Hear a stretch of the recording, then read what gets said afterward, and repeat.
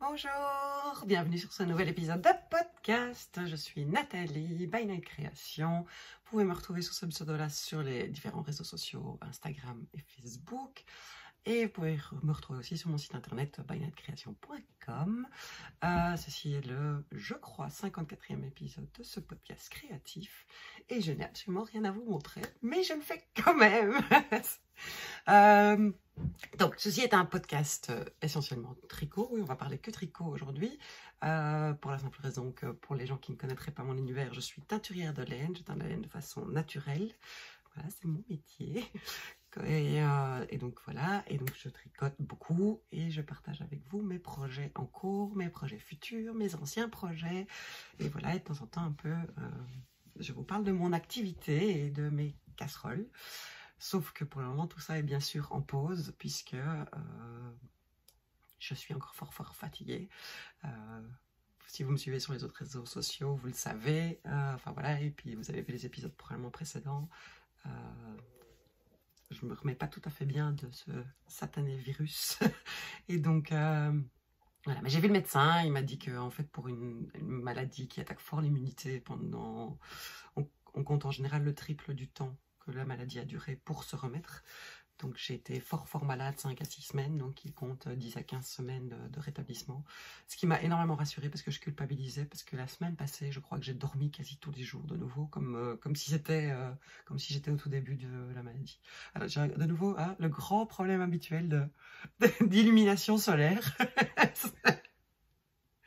Voilà, mais voilà, le soleil est presque passé derrière le coin de la fenêtre, donc d'ici quelques minutes ça va aller. Je tournais en rond en attendant, j'étais prête, donc je me suis dit il fallait que je m'y mette parce que donc je n'ai rien à vous montrer, mais mon homme a été appelé en urgence chez un client et donc du coup pour la première fois depuis le dernier épisode, donc il y a 2 semaines et demie, 3 semaines, j'ai quelques heures devant moi avec la maison libre. Comme je vous l'ai expliqué, c'est pas évident, comme il est en télétravail, juste à 3 mètres de moi dans la salle à manger. Enfin, voilà, on a une grande maison, mais une seule grande pièce.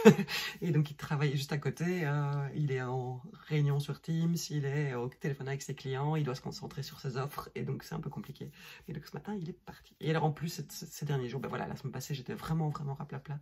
J'ai pas été capable de faire grand-chose. Et alors on a pour le moment... le confinement en Belgique n'est pas terminé, loin de l'être. On fonctionne par étapes. Et donc, pour le moment, oui, les magasins sont réouverts, les écoles reprennent petit à petit, classe par classe, mais partiellement, des demi-jours par-ci, des jours par-là. J'avoue, comme je ne suis pas très concernée, j'écoute pas toutes les infos. Et les magasins ont réouvert donc il y a 2 semaines. Mais pour le reste, en fait, l'idée c'est toujours qu'on reste au maximum chez soi, qu'on sorte le moins possible, qu'on privilégie le télétravail. Et surtout, on ne peut pas voir grand monde, on a le droit de voir par foyer 4 personnes.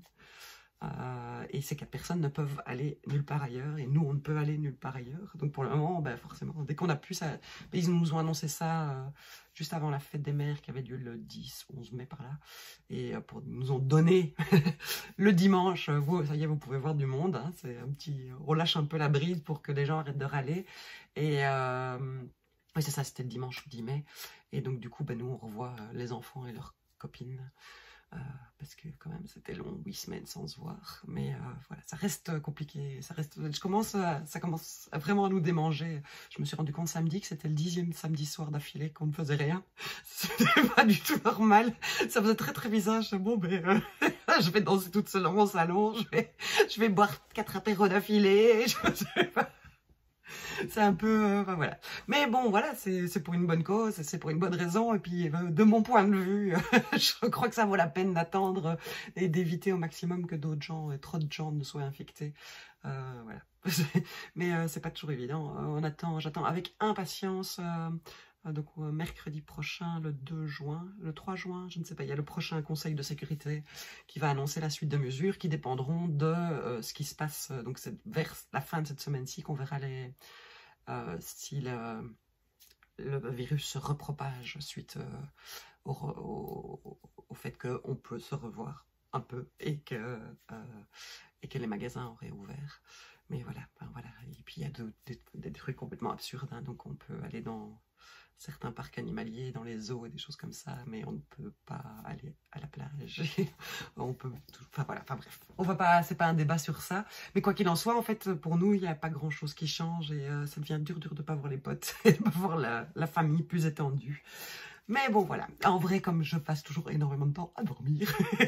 Mais voilà, entre-temps, ben, les corps de métier ont pu reprendre. Et donc, la semaine passée, on a aussi vu un vitrier qui est venu réparer une porte qui était pétée depuis longtemps. Et hier et avant-hier, l'électricien était là. Pas avant-hier, hier. Et il revient demain. Avant-hier, c'était dimanche. On n'a vu personne comme il se doit, à part les enfants. Donc voilà, bref.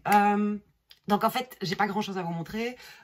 J'ai fini un test pour un patron qui sortira mi-juin. Et je suis moi-même en train de travailler sur un de mes patrons qui m'éclate beaucoup. J'ai presque fini. Donc du coup, depuis 2 semaines, je n'ai rien touché d'autre, ou presque.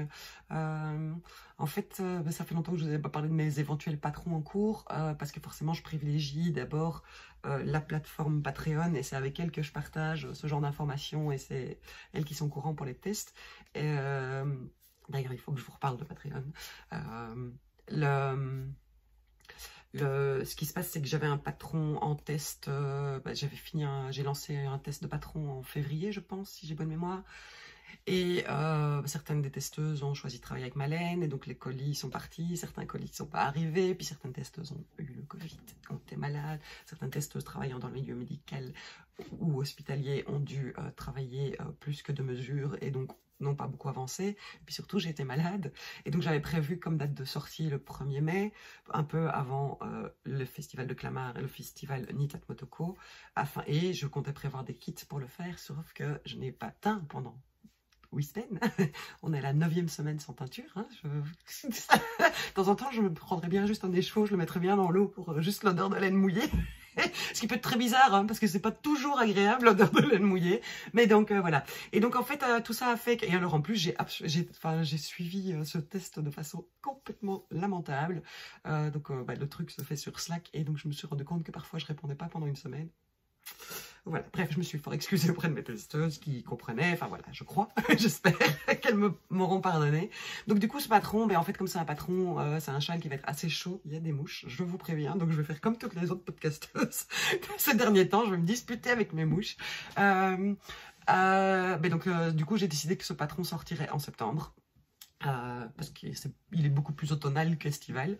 Voilà. Entre-temps, j'avais déjà fait un échantillon, avant de tomber malade, j'avais fait un échantillon pour commencer tester les points et la laine, parce que c'est une nouvelle laine pour un nouveau châle. Et puis, j'étais incapable de réfléchir et de mettre en place mon diagramme et mes notes et des choses comme ça, donc je l'ai complètement laissé de côté. Et alors j'ai eu une espèce de, la semaine passée, il y a 10 jours, il faut que je m'y mette, il faut que je le fasse. Ce truc m'obsédait en fait, je le voyais dessiner, je le voyais fini dans toutes mes longues heures à moitié allongées à regarder mon plafond, je voyais ce châle terminé, et donc il a fallu que je m'y mette, et donc j'avance, il est presque fini, et donc voilà, j'en parlerai à mes Patreons qui ne seront plus des Patreons bientôt. Voilà. Et voilà. Mais donc voilà. Donc entre un test et cette création-là, il n'y a pas grand-chose d'autre qui a avancé. Je vais vous parler de Patreon tout de suite parce que sinon je vais oublier. Je sais que normalement le blabla vous aimez mieux quand c'est un peu à la fin et tout ça. Mais voilà, moi je le dilue. J'ai décidé de quitter Patreon. Donc sur Patreon, il y a plus d'une centaine de personnes qui me soutiennent. C'est énorme. Ça me fait un bien fou. C'est très très agréable. Il y a bien sûr l'aspect financier qui fait du bien, qui m'a permis, je le répète souvent, maintenant je fais appel à un comptable pour me décharger d'une grosse partie de l'administratif, ce qui me fait gagner une demi-journée à une journée par semaine. Ensuite, ça m'a permis aussi, vous l'avez vu dans un épisode précédent, on est dans les travaux pour mon atelier, que je ne vous montrerai pas encore parce que c'est pas encore tout à fait fini, et priorité justement aux personnes qui m'ont aidé à améliorer cet espace. Et donc en fait, à la base, dans notre tête, c'était on va mettre des blocs de béton, on va mettre des planches, et ça sera une grande table, et puis on calera un évier quelque part, et puis et en fait, grâce au soutien que j'ai reçu depuis le mois de juillet l'année passée, j'ai pu me permettre d'acheter des vrais meubles de cuisine. J'ai acheté les meubles les moins chers de chez Ikea. J'ai un vrai beau plan de travail bien solide, bien stable, ça va pas trembler dans tous les sens. Et on a bien réfléchi l'espace et ça va être vraiment très très chouette. Il reste encore quelques petits aménagements pratiques à faire, des étagères, des choses comme ça. Il manque encore un petit meuble. Donc voilà. Donc ça avance bien. Mais donc c'est grâce à tout ça que j'ai pu me permettre, j'ai pu financer d'avoir vraiment un bel espace de peinture. Voilà ce que j'aime bien dire. Voilà. Et c'est pour ça que l'électricien était là hier, parce que du coup, il doit raccorder une partie. On a recréé un nouveau petit compteur. Ça, c'est mon homme qui a fait. Il a tiré tous les câbles, il a placé toutes les prises, il a tout étiqueté, parce que forcément, plusieurs tacs électriques, un ballon d'eau chaude, la machine à laver, le séchoir, le petit radiateur électrique, tout ça fait que ça va prendre beaucoup de puissance. Et donc, on met un nouveau petit compteur électrique. Et l'électricien a rebranché hier tous les câbles. Et maintenant, il faut tirer un gros câble de ce petit compteur électrique au tableau électrique principal qu'il faudra ensuite faire agréer. Enfin bon, bref. Voilà, vous avez tous les détails. Mais donc voilà, mais tout ça avance. Et donc, en plus, j'ai ça comme culpabilité, c'est qu'il a travaillé de façon hallucinante pour avancer dans les travaux. Et puisqu'il était en chômage économique plusieurs jours par semaine, et donc du coup il avait plus de temps pour travailler dedans, et puis il n'y avait pas les festivals, et puis voilà, et je me sens pas capable de teindre, et je dis que pourtant maintenant cet espace il est là, il est presque prêt, et voilà, bref, ça me dérange. Quoi qu'il en soit. C'est pas le problème de teindre, en fait, c'est le problème du lendemain. Je sais jamais si le lendemain va être un bon jour ou pas. Et donc, voilà. Il y a des jours où je vais très très bien, et puis le lendemain, je me réveille, c'est juste une migraine, et j'ai juste l'impression de ne pas avoir dormi de la nuit, et je suis nauséeuse, et j'ai des acouphènes, et je ne sais pas soulever une chaise, et enfin voilà. Et donc, si le lendemain d'un jour de teinture est un jour comme celui-là, je suis pas en état de laver la laine. Et voilà. Et donc, il y a certaines teintures, si ça reste trop longtemps, ça fouette. Bref. Donc, j'ai décidé de quitter Patreon et de déménager. Parce que je me suis rendu compte, en fait, j'ai eu voilà, un énorme soutien en plus sur les 3-4 derniers mois. Il y a beaucoup de gens qui sont venus rejoindre cette page Patreon. Et je me suis rendu compte qu'en fait, l'argent que je percevais en fin de mois n'était pas beaucoup plus élevé. Parce qu'il y a beaucoup de paramètres qui rentrent en compte sur Patreon. Il y a, forcément, il y a une commission Patreon. Et puis, l'argent, il est payé en dollars, obligatoirement. Toute la plateforme étant américaine, tout est en dollars, tout est en anglais. Et donc, l'argent l'argent est prélevé en début de mois en dollars sur les comptes PayPal des personnes, mais alors par exemple une personne qui me soutenait pour 10 $, en fait était surtaxée puisque la TVA était ajoutée au montant. Et donc les 10 $ se transformaient en 12 $ quelque chose, en fonction des pays, en fonction de la TVA. Ça, la TVA était liée à chacun des pays, sauf que tous les pays n'étaient pas taxés, et que Patreon en plus a annoncé qu'au 1er juillet, certaines taxes allaient augmenter, certaines commissions allaient augmenter, et que tous les pays maintenant allaient être concernés par cette taxe. Donc enfin, voilà, il y avait déjà ce problème-là, c'est que la personne pense participer pour 10 $, et finalement on se retrouve à devoir payer plus. Mais en plus de ces 10 $ était prélevée la commission Patreon, qui est logique, il faut faire fonctionner la plateforme, la commission PayPal, qui est quand même de 5 à 10% en fonction des montants, et quand le montant est bas, c'est plutôt 10%. Et ensuite, je recevais l'argent sur mon compte PayPal en dollars. Ça ne m'intéresse pas d'avoir un solde PayPal en dollars, puisque je n'utilise pas de dollars, donc je le convertissais en euros, et était de nouveau prélevé une taxe par PayPal pour le fait de transformer les dollars en euros. Et en plus, il y a le taux de change qui varie. Et avec les grosses bêtises que monsieur à la perruque orange nous fait aux États-Unis, le dollar, il a tendance un petit peu à faire ce genre de choses. Donc, je trouvais qu'en fait, je me suis rendu compte qu'en fait, si quelqu'un participait pour 10 $, finalement, j'en avais peut-être 6,50 qui arrivaient chez moi. Et j'avais l'impression de voler les gens qui me soutenaient. Voilà, c'est un peu c'est très pratico-pratique et financier, mais il ne faut pas se le cacher, le soutien sur Patreon, il y a l'aspect très communauté qui pour moi est devenu vraiment important. mais il y a aussi l'aspect financier, et donc je trouvais ça dommage. Donc, je me disais que j'allais déménager tout ça sur Ko-fi, puisque Ko-fi maintenant permet aussi des abonnements mensuels éventuels, et il permet aussi des publications de posts, des publications cachées, enfin accessibles uniquement aux gens qui sont abonnés, des choses comme ça. Mais c'est quand même très très limité, Ko-fi. Et une de mes Patreons, alors que j'en parlais dans une des vidéos qui leur est réservée, m'a suggéré de regarder s'il n'y avait pas moyen de faire en sorte qu'il y ait ce système-là inhérent à mon site internet. Et oui, donc j'ai passé 2 grosses journées à créer tout le système. Et donc si vous allez maintenant sur mon site internet bynightcreation.com, il y a un onglet supplémentaire qui est l'onglet coulisses. Et dans les coulisses, il y a moyen de trouver, de voir les formules d'abonnement possibles. Et une fois que cet abonnement est fait, vous avez accès à un espace dans lequel je vais partager ce que je vous propose de partager en fonction de l'espace que vous aurez choisi, en fonction du montant que vous aurez choisi. Donc le principe est exactement le même, j'ai gardé les mêmes montants. La différence, c'est qu'il n'y a pas de commission de la plateforme, puisque c'est inhérent à mon site, que il n'y a plus de taux de change, puisque c'est en euros, que l'argent qui m'est versé, vous, si vous choisissez la formule 10 €, vous versez 10 €, pas 12,50 ou 12,10 € si la TVA est ajoutée. Il y a toujours, et alors il n'y a pas le taux de change et il n'y a pas la taxe sur le change de dollars à euros. La seule commission qui reste forcément, c'est si vous choisissez de participer par PayPal, il y a toujours la commission PayPal, mais via mon site, il y a également la possibilité de le faire par carte de crédit dans l'environnement sécurisé Stripe. Et l'environnement sécurisé Stripe prélève une commission de 2 à 3%, parfois 4%, ce qui est quand même beaucoup moins que la commission PayPal. Et donc finalement, si vous versez 10 €, j'en ai 9,50, 9,60 qui arrivent. C'est pas que je veux plus d'argent, c'est que je veux que l'argent qu'on me donne arrive chez moi et passe pas par plein d'intermédiaires. Alors le système, voilà. Donc si vous voulez visiter, c'est rendez-vous sur mon site, l'onglet coulisses. Le vendredi 29 mai, je ferme définitivement ma page Patreon.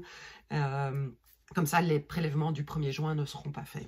Donc voilà. Et je verrai si je ne veux peut-être pas intégrer quelque part la petite vidéo explicative de comment ça se fait, que j'ai faite justement pour les abonnés Patreon. Donc voilà. Donc maintenant, ça s'appelle les coulisses. Et ça se passe sur mon site. Donc si vous voulez en savoir plus, pour le moment, cet espace est un peu vide. J'ai pour le moment mis les 10 vidéos que j'avais filmées spécifiques pour les abonnés Patreon. Mais voilà. Une des choses que les Patreons ont, ex-Patreon, je sais pas comment on va les appeler, les super chouettes nanas qui croient en moi et me donnent plein de force et plein d'énergie. Il faut que je prenne toutes les initiales et que je fasse un mot raccourci pour ça. Je ne sais plus ce que je voulais dire. Donc voilà, mais donc ont une notification 24 heures à l'avance pour la disponibilité de mes podcasts. Et donc, ça sera mon premier test avec cette vidéo de savoir comment ça se passe. Voilà. Le seul hic pour le moment, c'est que les notifications ne fonctionnent pas. C'est un système de forum, en fait. Et pour le moment, les notifications ne fonctionnent pas. Ils sont au courant. J'ai vu que c'était signalé déjà depuis la mi-avril par d'autres personnes qui ont ce système de forum privé. Et donc, j'ai reçu un mail me disant que ils y travaillaient et qu'ils allaient essayer d'améliorer les choses et que je serais avertie quand ça fonctionnera. Mais bon voilà, c'est un aléa, comme une de mes patronnes disait, une de mes super nanas qui me soutient et qui me fait un bien fou à m'encourager. Sur Ravelry, on n'a pas de notification par email chaque fois que quelqu'un répond. Enfin voilà, il faut aller voir, il faut faire l'effort. Donc ça sera la même chose pour le moment. Voilà. Bref, 20 minutes, j'ai encore parlé de rien du tout. Enfin voilà, non, c'est... non, voilà, si ça vous dit, pour 1 mois, pour 3 mois, pour... enfin voilà, c'est... voilà. Bienvenue éventuellement dans mes coulisses. Sinon, il reste la page Ko-fi sur laquelle vous pouvez me soutenir aussi, soit temporairement, soit mensuellement également. Et je pense que sur Ko-fi, dorénavant, je mettrai aussi le podcast 24 heures à l'avance et des petites nouvelles... peut-être les mêmes nouvelles, enfin voilà, je verrai bien comment je fais. Une fois que la vidéo est prête, ce n'est qu'une publication à partager. Donc voilà. Bon, alors, ce que je voulais faire, puisque je n'ai pas grand-chose à vous montrer, c'est que je vais monter un peu l'avancement de mes projets en cours, ceux que vous connaissez. Je vais ressortir du fin fond, je ne sais pas, de son sac à projet, un projet devant vous, happening, auquel je n'ai plus touché depuis la fin du mois d'août l'année passée. Suite à ma vidéo précédente, merci pour l'accueil que vous avez réservé à ma vidéo où je vous présentais tous mes anciens projets. Et vous êtes nombreux à dire c'est une bonne idée, continue. Donc ce que je vais faire, c'est que je vais vous présenter un autre ancien projet, parce que voilà, comme ça peut faire une petite rubrique en plus. Vous êtes nombreux à m'avoir demandé de feuilleter avec vous le bouquin 100 Knits. Donc voilà, on va le feuilleter ensemble. Et alors, je vais aussi répondre à quelques questions qu'on m'a posées dans les commentaires ou via Instagram ces derniers temps. Donc voilà, allons-y pour le tricot et les projets en cours sur mes aiguilles actuellement, mais qui dorment un peu depuis 2 semaines. On fait les titres à rallonge aujourd'hui.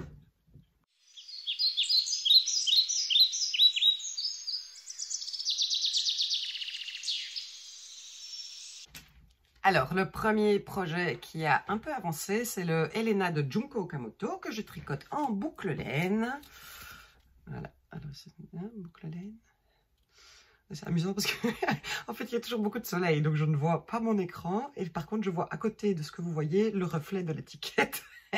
Donc c'est Roussin Alpaga 2.0, 80% de Roussin, 20% d'Alpaga, coloris bleu canard et coloris je ne sais plus quoi, à moins que j'ai gardé, coloris opale de feu. Le bleu canard, l'opale de feu. Voilà, c'est un tricot que vous commencez à connaître. J'ai déjà mis ça comme photo, je peux pas refaire, c'est trop facile. Donc j'avais bien avancé sur le corps et j'avais mis le corps en attente pour pouvoir l'essayer quand j'aurais fini les manches. Et donc j'ai fini une première manche. Donc ça ne ressemble pas à grand chose. Est-ce que je vous montre le dos ou le devant? Ça c'est le dos. Voilà, je file en plein milieu. Je n'y ai plus touché depuis 2 semaines de nouveau. Mais donc voilà, je me suis tout à coup dit, allez, hop, mets le paquet, finis cette manche. Elle paraît très courte, mais il ne faut pas oublier que le pull est très très large. Et donc j'ai quand même passé, je ne sais pas l'enfiler parce que mon câble du bas du corps est trop petit. Mais donc si je mets la manche, ça le fait. Après, au blocage, il va falloir, j'espère que ceci va se résorber. C'est parce qu'on a un point qui s'appelle un point de cluster. Comme je sais ça, un point de cluster. On vient rouler la laine autour de plusieurs aiguilles.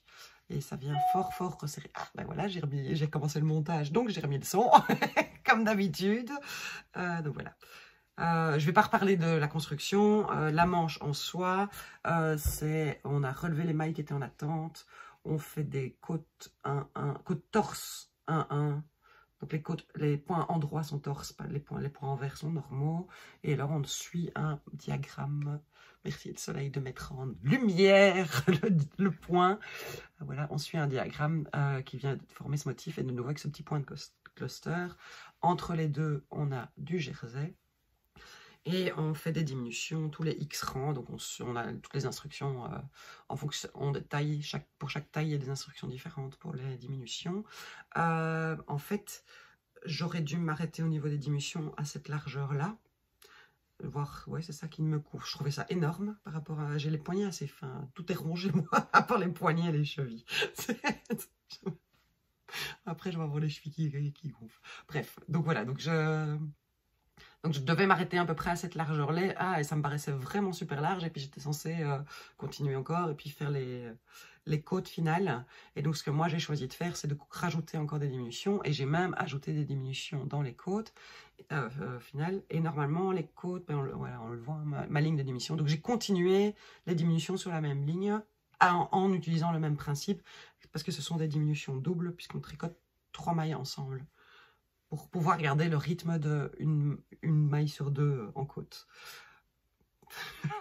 Excusez-moi.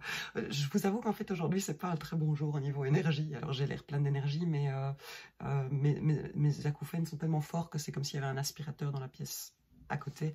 Et je me sens comme si j'avais trop bu hier, un peu comme ça, genre. Donc, voilà. Et donc, mon cerveau, voilà, mon encéphalogramme est un peu plat. Donc, je vais dire beaucoup de carabistouilles, comme on dit à Bruxelles, de bêtises. Voilà. Mais donc, j'ai continué les diminutions. Et du coup, j'ai un poignet très resserré. Et aussi, au moment de faire les côtes, donc tout le corps se tricote en 3,5. Et à part peut-être le jacquard en 375. Mais donc pour les côtes, je suis passée en 3 mm. Parce que je voulais vraiment que ça vienne resserrer. Et, parce que j'aime bien, moi, les manches un peu larges. Mais j'ai besoin que mes poignets soient serrés. Quand les manches sont trop larges au niveau du poignet, je trouve que ça s'accroche partout.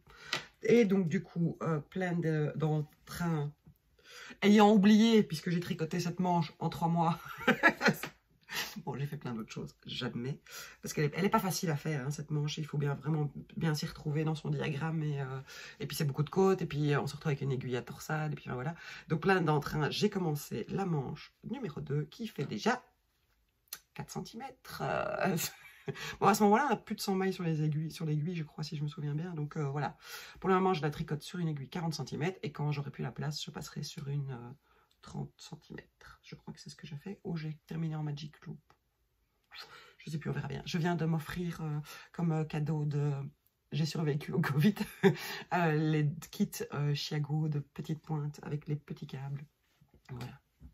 On a que le bien qu'on se fait. Donc voilà, et je me suis pris les 2 kits. Donc le kit fin qui va de 2 mm à 3 mm. Je dis peut-être des bêtises. Et puis il y en a un de 3,5 à 5,5. Ou voilà. C'est pas donné, mais voilà.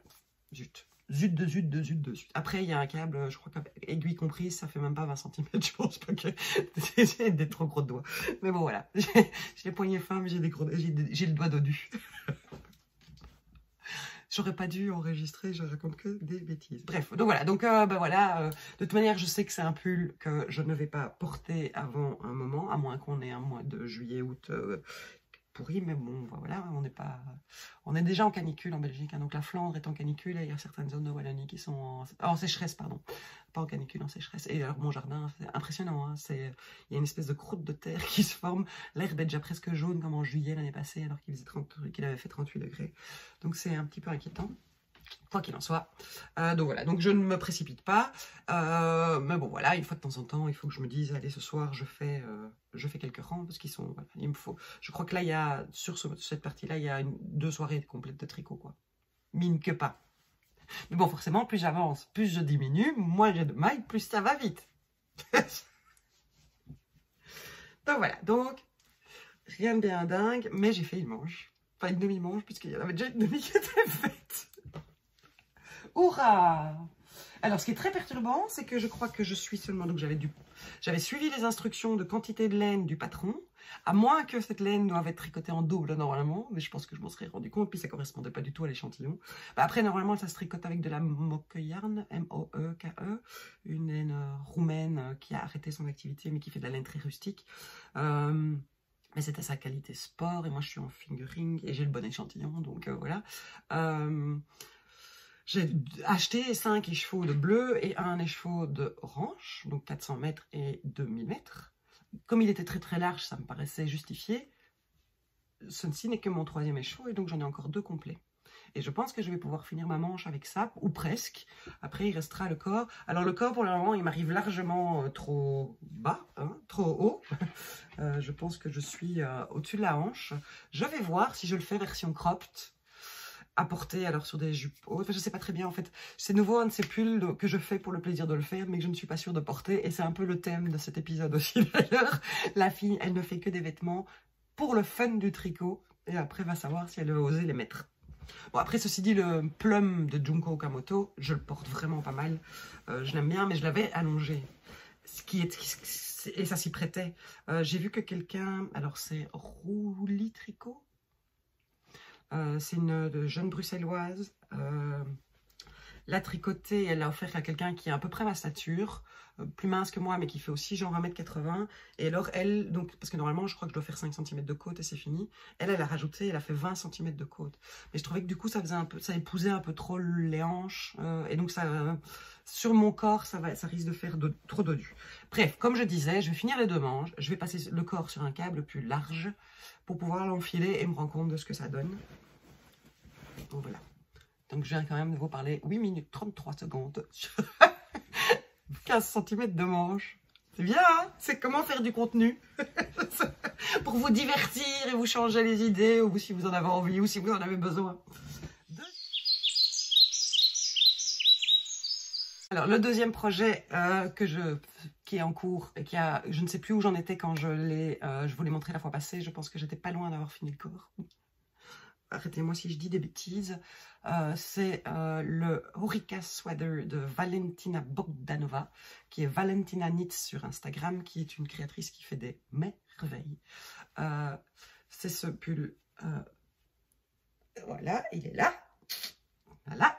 Je le tricote en atelier pure laine la plus fine. Donc Frédéric, elle est quelque part à gauche sur la carte de France. Je dirais du côté de la Normandie. Hein. Voilà, j'avais organisé un tricoté virtuel avec justement avec les personnes la merveilleuse communauté qui me soutient, machin et tout. Et donc, on se disait chacune où on était, c'était très chouette, parce que finalement, personne ne se connaissait, ou presque. Et donc, on faisait tout le tour de la France. Et donc, voilà, et donc j'ai beaucoup amusé tout le monde. Voilà, nous n'avons pas appris les noms des départements français. Et en vrai, je m'en fous. J'ai pas de la place pour ce genre d'informations.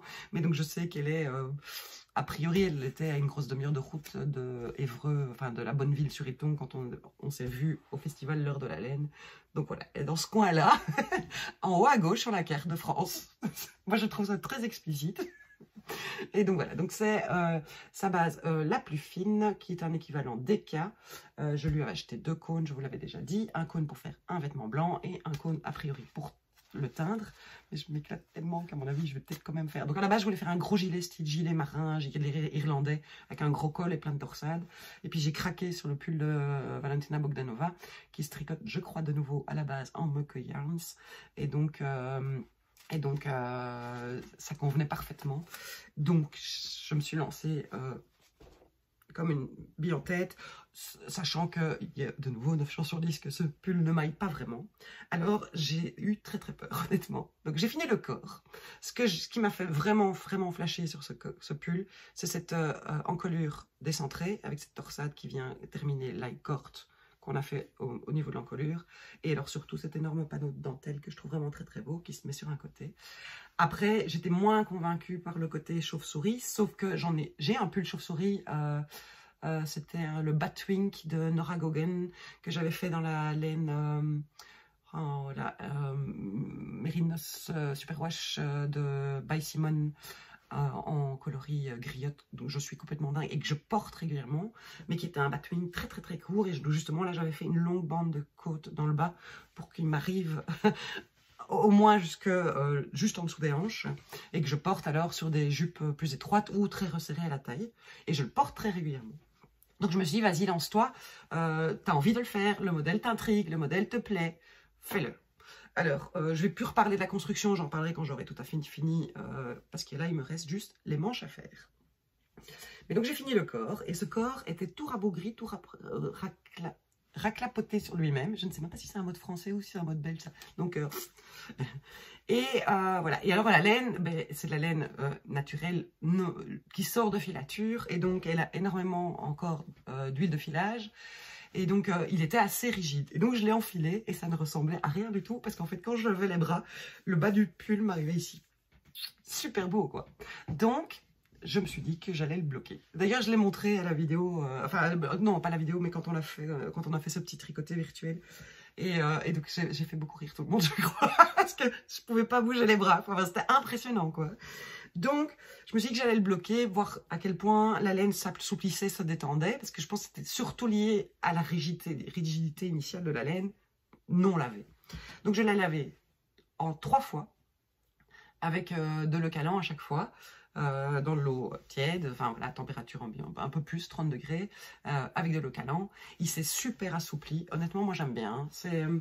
Donc, on est vraiment dans les laines qui sont... qui ont, voilà, de la laine, quoi. Je sais pas comment expliquer. Mais bon, c'est moins doux, franchement moins doux que mes bases Orion et Sirius, par exemple. Alors, je me suis dit, en Orion DK, au naturel, qu'est-ce qui serait beau aussi, lui? Vous trouvez pas? Donc, voilà. Mais donc, il s'est assoupli. Donc déjà, il a moins tendance à... ça va pas être joli avec cette chemise-ci. Il a moins tendance à se soulever. Il s'est assoupli et il s'est étendu un peu. Pas des masses, mais donc ça va mieux. Donc, parce que je m'étais dit, au point où j'en suis, je défais tout, ou enfin voilà, je verrai bien. Donc, j'ai décidé de le finir. Parce que je m'étais dit que j'allais d'abord ne pas le finir. Donc voilà, vous le voyez. Mais ça, je crois qu'il ne faut pas un col de chemise en dessous, il faut un col sans col, ça sera peut-être plus joli pour mettre en valeur le truc. Et donc voilà à quoi ça ressemble. Sur une jupe taille haute, je trouve ça très chouette. Même si, enfin voilà, c'est pas le truc qui m'amincit le plus évidemment. Et je peux quand même lever les bras sans que ce soit effet catastrophique. Il faut juste que j'ai quelque chose de joli en dessous. Donc je l'aime beaucoup, finalement. Après, de nouveau, je sais pas si c'est un truc que je vais porter souvent, j'en sais rien. Mais j'aime vraiment cette forme. C'est juste qu'il y a un petit peu trop de matière ici. Je sais pas comment expliquer. En fait, peut-être que la manche est juste ça trop longue. Mais bon, ça, je vais pas couper dedans. Enfin, je sais pas si on peut faire des sticks dans ce sens-là. Mais bon, voilà. Quoi qu'il en soit, les manches, ce sont des côtes qu'on vient resserrer au niveau du poignet. C'est pas des manches qui vont être très longues à faire.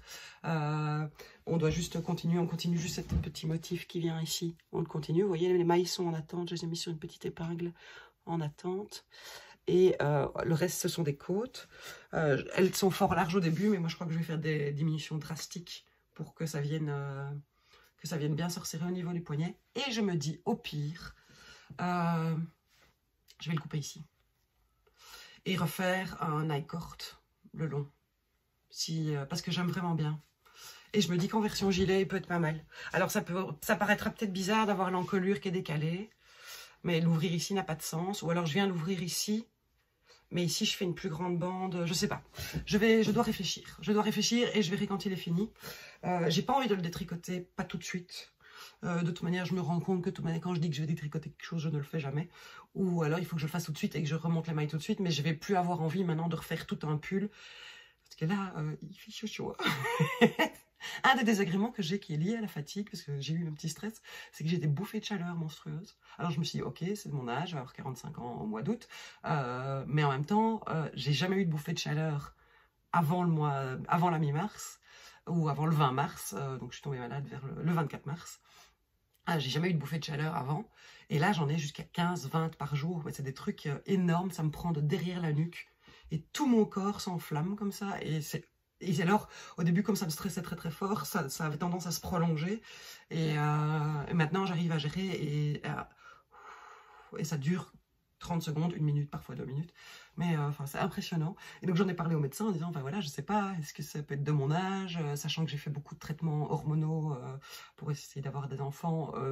Il y a eu une suractivité de mes ovaires et donc ma ménopause peut être plus tôt que normal, mais dans ma famille en général on est ménopausé assez tard, et donc il a dit que non, ça a probablement encore un autre effet, soit de mon immunité qui est encore là en train de dire je suis pas bien, j'ai pas encore récupéré, soit enfin voilà, juste la fatigue. Enfin voilà, bref, n'attrapez pas le Covid. Quoi qu'il en soit. Voilà, honnêtement, je le trouve super beau. C'est pas ce qui me va le mieux parce que j'ai une forte poitrine et que voilà, et que ça la met un petit peu en exergue. Enfin, ceci dit, là, quand je le porte comme ça, c'est joli. Si je cache mon col, c'est joli. C'est juste que ici, ça fait un peu trop de volume. Je vais vraiment réfléchir, mais je me dis pourquoi pas l'ouvrir ici en fait. Hein. Ça serait juste un peu bizarre ici, mais on verra. Je vais le finir. Je ne sais pas quand. Oui, quand j'aurai fini mon châle en cours. Je vais le finir, parce que ça va aller vite, et je déciderai à ce moment-là. Mais je suis très contente déjà de l'avoir bloqué, c'est très encourageant, et la laine de Frédéric est vraiment très très chouette. J'ai pas encore été regarder, j'ai vu qu'elle mettait, donc pour le moment ils sont en pleine phase de tonte, et donc elle a lancé sur son... Il faut aller voir sur Instagram, je pense qu'il y a un lien dans sa bio pour la guider vers quel type de produit nous intéresse. Si on veut de la laine plus fine, moins fine, si on veut des toisons, si on veut des produits finis. Enfin, je pense que afin qu'elle puisse déterminer quel pourcentage de ces toisons va partir en laine la plus fine, ainsi de suite, ou en toison, ou donc allez voir sur son Instagram si ça vous intéresse. Toute sa laine est blanche. Ce sont des moutons Hampshire. Voilà, c'est du Hampshire. Mais moi, j'aime vraiment bien. Vraiment, vraiment bien. J'aime bien. Enfin, voilà. C'est pas une laine qu'on va peut-être porter à... Moi, je suis vraiment pas sensible. Je pourrais la porter, pas quand il fait chaud, mais à mon avis, en hiver, je pourrais la porter à même la peau, mais c'est pas le but non plus.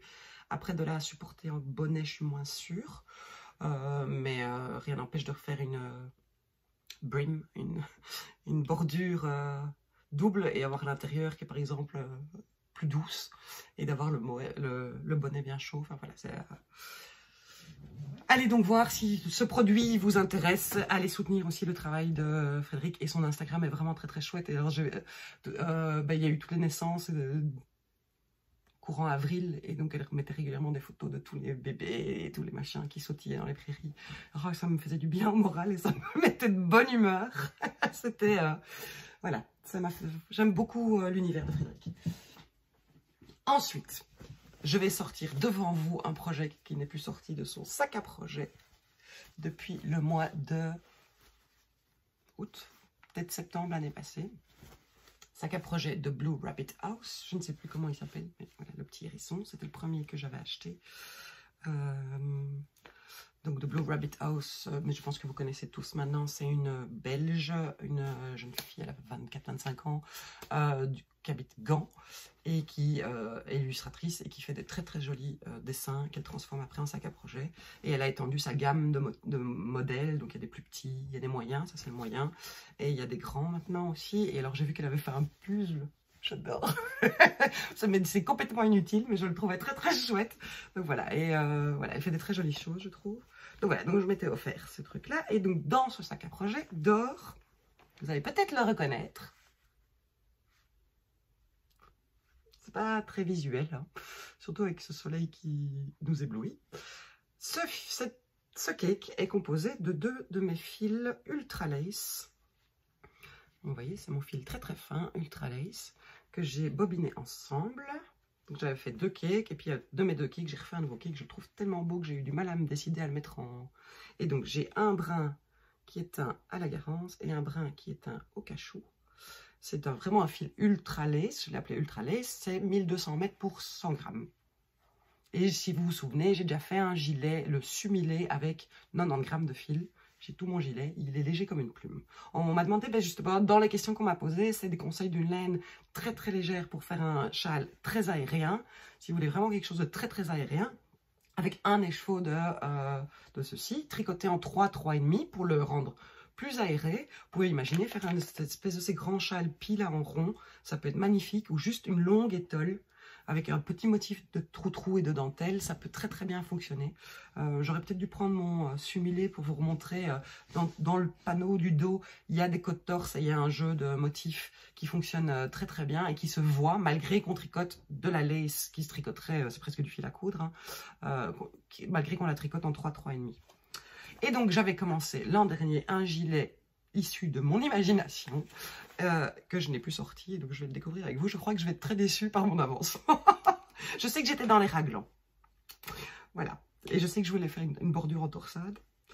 Mais j'aimais bien... après, les contrastes sont toujours trop forts à la caméra, on le dit souvent, mais c'est vraiment vrai. Mais j'avais bien le rendu chiné. Donc voilà. Donc effectivement, je suis dans les raglans. Il est tout froissé, il est tout raplapla, il est tout moche. Pauvre chouchou. Bon, et alors en plus, comme d'hab, mon câble est trop petit. Je vais le mettre sur... J'avais prévu un cintre. J'avais voulu faire donc un modèle avec un petit col châle avec une torsade. On se rend bien compte, hein, c'est juste un peu court sur le câble. Voilà, et donc j'avais fait un montage provisoire, j'avais fait mon motif de torsade jusqu'à un certain point, la limite, la fin du dos. J'ai relevé mon montage provisoire, j'étais repartie dans l'autre sens, et puis après j'ai relevé les mailles tout le long pour créer mes raglans. Et alors, parce que je crois que je n'ai pris aucune note. Je me basais en mix entre le pull Silver Tweed de Nadia Crétin-Lechaine pour la taille et la construction du... je ne vais pas retrouver son nom. Oh, pourtant, je le mets tout le temps. Le patron de Marion Yoharma. Marion M, que j'ai fait l'année passée avec la laine de la bien-aimée, qui a un grand col châle. Parce que c'est vraiment, voilà, vous savez, c'est ce que j'aime porter. Et donc, je fais un peu un mix entre les deux sur la construction de Marion, mais le nombre de mailles du Silver Tweed, qui est un pull à la base. Donc voilà, et donc pour avoir le principe de l'encolure en V, donc a priori je fais une augmentation ici et augmentation tous les 2 rangs sur le raglan. Mais bon voilà, j'y ai pu toucher depuis le mois d'août l'année passée. Je sais que j'allais bientôt, je suis pas loin d'avoir fini mon emmanchure, hein, parce que s'il a l'air de rien, oui c'est ça, je suis pas loin. À mon avis il faudrait juste que je recompte le nombre de mailles que j'ai dans la manche. Je me demande si je voulais pas arriver à style 72 mailles dans la manche et alors continuer le reste tout droit. Donc voilà, nous avons déterré un projet au dodo. Et donc en fait l'idée serait maintenant, c'est je finis mon châle que je suis en train de créer, je termine de rédiger le patron, comme ça je peux lancer le test, je fais mes 2 manches de celui-ci, comme ça je peux prendre une décision par rapport à ce projet-là, et ensuite je vais me remettre en œuvre ceci. En fait je crois que celui-ci, si je me souviens bien, je l'ai commencé genre au mois d'août, et je m'éclatais à le faire et tout, puis je me suis rendu compte que c'était vraiment un truc très léger, et j'ai emboîté sur des... Je me suis lancée après dans des projets plus hivernaux, plus chauds, plus appropriés à la saison. Et donc en me disant, ben, je le reprendrai au printemps. Donc voilà, le printemps n'est pas fini, donc je peux m'y mettre. Mais en vrai, je sais pas très bien avec quoi je porterai ça après. Hein, mais j'aime vraiment bien le résultat des 2 fils ensemble. Donc si ça peut vous inspirer de combiner 2 fils, donc 2 échevaudes Ultra Lace, font un échantillon. Là, je suis en aiguille 3,5 à mon avis. Oui, c'est des Yet Pro, donc... Ah non, c'est des Chiago. Ah mais c'est là qu'elle est, ma fixe. 3,5 de Chiago. Ça fait depuis le mois d'août que je me demande. C'est une... Donc c'est de 3,5. Et donc vous voyez, l'échantillon est ajouré, mais sans trop l'être. J'ai vu quelqu'un qui m'en avait acheté au fil de la manche. Je suis désolée, hein, avec ma mémoire de pois chiche. Je vais pas me souvenir de ton pseudo. Qui en avait acheté 2... tonalité de teint à l'hibiscus différents, un plus foncé, un plus clair, et qui donc les tricotent ensemble aussi, qui est en train de faire le lichen de Nadia Crétin-Lechen, et ça fonctionne très très bien, parce que c'est un petit peu plus fin que la fingering, le lichen il se tricote en 3 mm, et donc ça lui donne encore plus de drapé, et le résultat a vraiment l'air très très chouette. En tout cas en photo il est top. Donc voilà, je vous ai montré ma torsade qui était un peu... Donc voilà, bref, mon prochain projet qui va ressortir du placard, parce que j'aime bien et que j'ai envie de voir comment il évolue. Je trouve ce cake tellement beau. Après, je vais avoir un gros dilemme, parce que l'idée, ça serait quand même de ne pas couper le fil, ou le couper le moins possible, hein, et de faire tout le pull. Donc ça veut dire que je vais devoir faire le corps et puis les manches, mais ça va pas aller avec mon principe de je fais mes manches et je termine le corps avec ce que j'ai. Après 1200 mètres, ça va être probablement de trop si je veux un truc pas... Ou alors je le fais le plus long possible. Finalement, oui, c'est ça, je verrai bien. Voilà, on a déterré un projet ensemble. J'espère que l'événement vous a plu. Voilà, on va passer au projet pré-podcastien.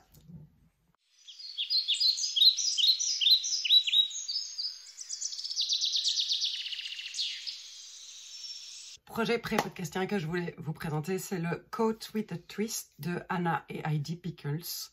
Pickles, c'est une Marie-Delaine norvégienne et elle propose très régulièrement des patrons. Il y en a qui sont gratuits, d'autres payants. Il y en a qui sont gratuits un temps puis qui deviennent payants. Ce qui était le cas du Coat with a Twist. Quand je l'ai fait, le patron était gratuit. Il était disponible directement sur leur site comme un tuto. Et bon, après, je ne sais pas si elles l'ont amélioré ou pas. C'était surtout une recette. Et ce manteau, moi, je l'ai fait en décembre. Oui, c'est ça.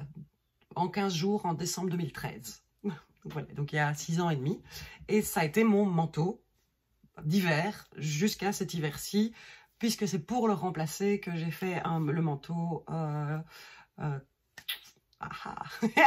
le modèle de Irene Lynn que j'ai fait en Hedgehog et en Laféfil coloris rouille, parce qu'il commençait à être fort flappy et fort raplapla. Pour plusieurs raisons. De 1, parce que je l'ai énormément porté. Et de 2, parce que c'est tricoté très déjaugé. Alors, je vous le montre. Il est vraiment fané. Hein, mais bon, voilà. L'idée aussi, c'est de vous montrer comment évolue un projet et comment évolue une laine. Il faut savoir quand même que je l'ai porté tous les hivers, quasi comme de novembre à mars, comme manteau. Donc, il a vraiment beaucoup servi. Je l'ai tricoté, vous le voyez ici, avec 2 brins de Holzgarn Coast. Je pense qu'à l'époque, il n'existait que la Coast. Ah non, la Super Soft, pardon. Donc, c'était la 100% laine. Et un brin de Drops Kid Silk. Alors, les coloris, la Holzgarn, c'était la truffle, le coloris numéro 10.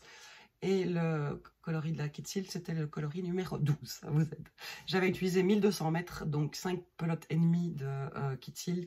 Et j'avais utilisé forcément presque 2400 mètres de Holzgarn. L'idée, en fait, était vraiment de faire un manteau très très long. Je l'avais d'ailleurs allongé par rapport à l'original. Je vais l'enfiler et reculer un peu pour vous le montrer. Parce que j'avais fait de nombreuses modifications à l'époque pour le rendre... Et alors, il se tricotait, donc moi je l'ai tricoté en fil triple parce que il se tricotait en aiguille normalement 7 mm et moi je l'avais fait avec des aiguilles 6 mm. Et donc vous voyez, en fait du coup ça donnait une maille un peu déjaugée qui avec le temps et avec le poids a eu tendance à s'étendre au niveau des épaules et à se détendre à cause du poids du vêtement. Le bas est toujours normal, assez resserré, mais le haut est... Voilà, et ça commençait à ressembler à plus rien du tout. Et surtout, ce qui me plaisait beaucoup, le dos, le gros twist était complètement raplapla. C'est ça, donc le modèle normalement se tricotait avec un fil sport et du mohair avec des aiguilles 7 mm. Et c'était un échantillon de 13 mailles sur 16 rangs. J'avais pas noté mon échantillon. Pourtant, a priori, j'ai dû en faire un. Puis si je suis passée à des aiguilles 6, à mon avis, en aiguille 7, c'était trop déjaugé, ça ne me plaisait pas. Bon, on voit qu'il vient de passer 2 hivers sur un cintre, il a quelques bosses. Je vous montre le twist. Est-ce que vous allez voir quelque chose? Je ne vois pas ce que vous voyez. Voilà. Et vous voyez, donc en fait, l'idée, c'était d'avoir ce gros twist ici dans le dos, mais qui maintenant est tout raplapla. Et c'était un gilet très ample. Et alors, moi, je l'avais fait particulièrement long pour qu'il m'arrive presque au genou. Mais en fait, ça me démange très fort d'en refaire un. Parce que vraiment, je l'aime beaucoup. Et de le reporter comme ça, je me dis qu'il est vraiment chouette. Mais alors, le refaire peut-être en déjaugeant moins. Alors, il se construisait depuis le bas. Le patron existe en norvégien forcément et en anglais. Je ne sais pas vous dire si le patron a évolué depuis qu'il est devenu payant. C'était pas un patron super précis dans mon souvenir. Ce qui comptait vraiment, c'était l'idée, mais voilà, là vous le voyez mieux à mon avis, le double twist qu'il y a dans le dos. Mais aussi les défauts que ça a engendré avec le temps, et les mailles qui se sont écartées, qui se sont ouvertes, qui ont commencé à lâcher par endroits. Parce que cette grosse torsade dans le dos venait très fort rétrécir le dos. Et vous voyez, en fait, à l'endroit ici, qui est quand même un endroit où on bouge beaucoup, le dos était presque trop rétréci. Donc, il manquait peut-être un peu de maille à ce niveau-là. Donc, il se commençait par le bas. On faisait, je ne sais plus quel montage. On faisait quelques rangs de côtes. On devait faire un montage très serré. Et je ne sais plus si c'est pas genre tout de suite qu'on faisait très vite des augmentations pour avoir un effet un peu boule dans le bas. On le devine toujours un peu, malgré le nombre de fois où je l'ai porté. Donc, ça ne va pas se voir, mais voilà.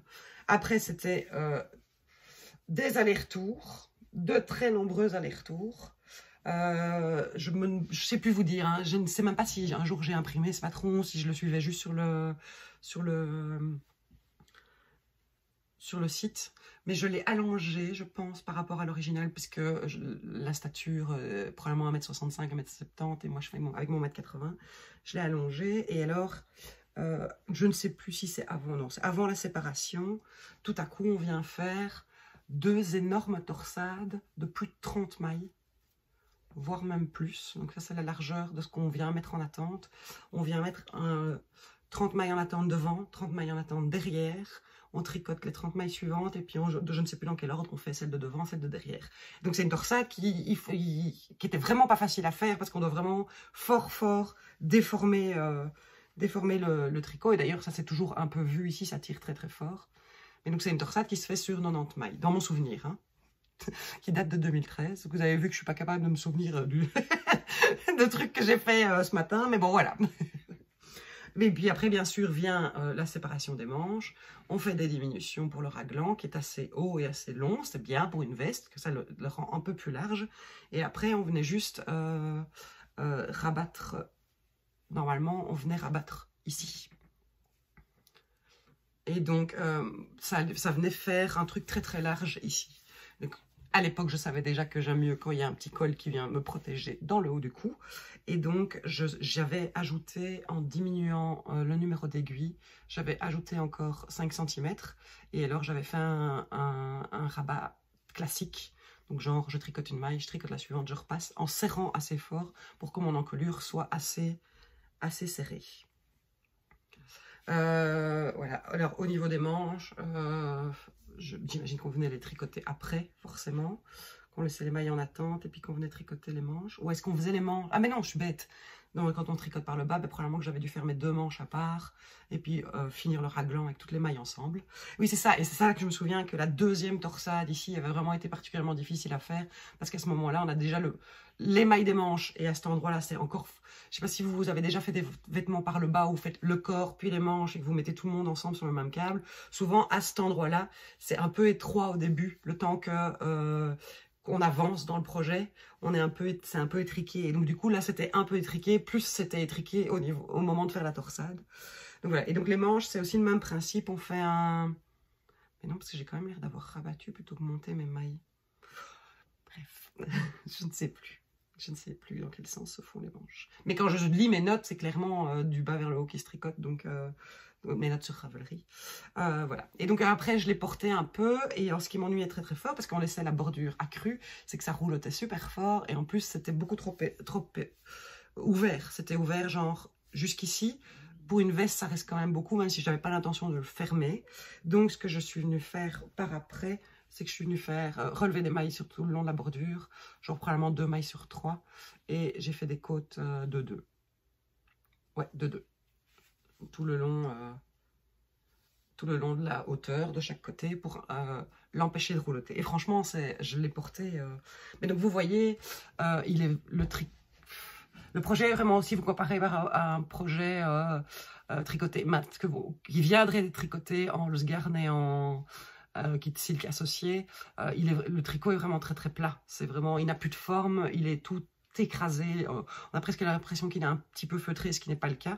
Le mohair n'existe plus en fait, il continue à laisser un léger voile, mais il n'y a plus le gonflant que le mohair venait apporter. En fait, c'est presque comme si j'avais tricoté juste en Holzgarn, sauf que c'est plus doux parce qu'il y a du mohair.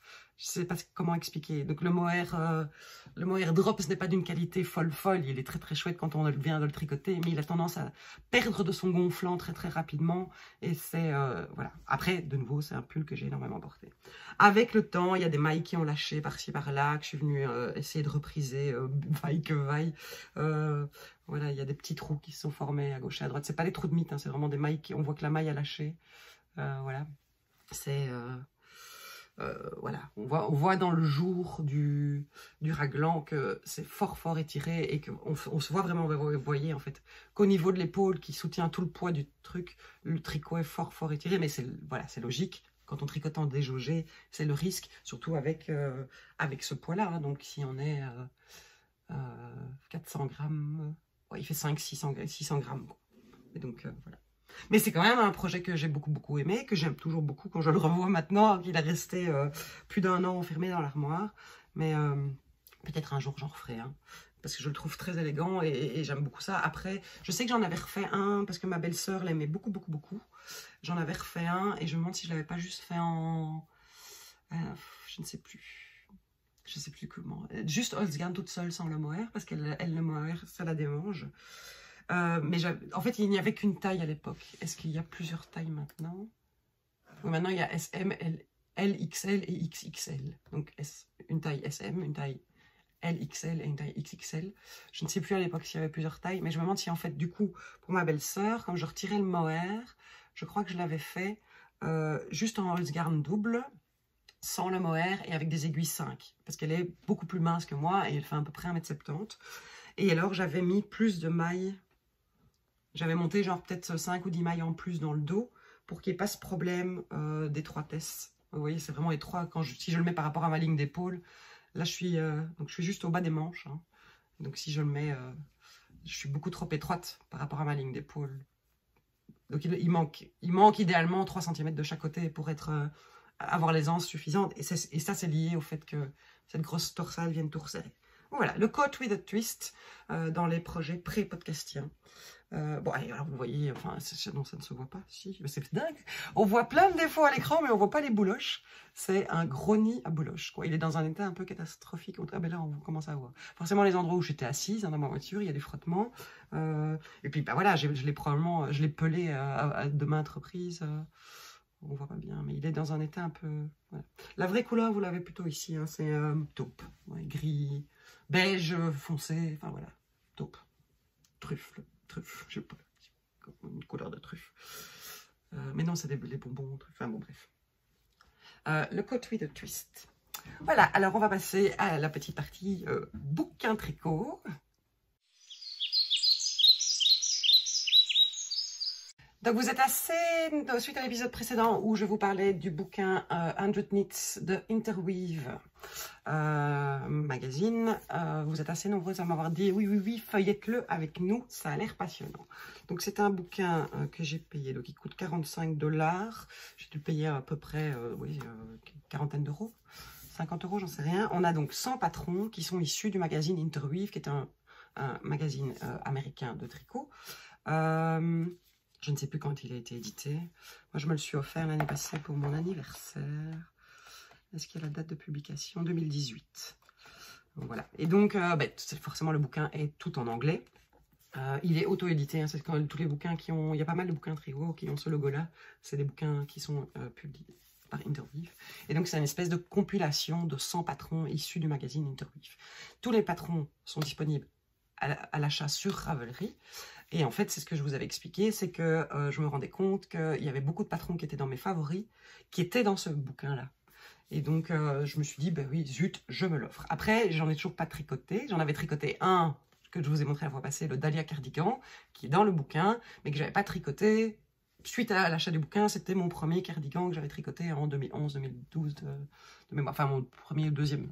Voilà. Alors vous voyez, au fur et à mesure où je le feuillette, j'ai mis des petits post-it qui sont des petits bouts de masking tape. Après, je l'ai pas refeuilleté maintenant pour préparer l'épisode parce que sinon c'est pas drôle. Il est divisé en plusieurs parties. On a la partie chaussettes et bonnets, puis on a tous les étoiles, les cols, les châles, puis on a tout ce qui est cardigan, tout ce qui est pull, et puis on a les t-shirts.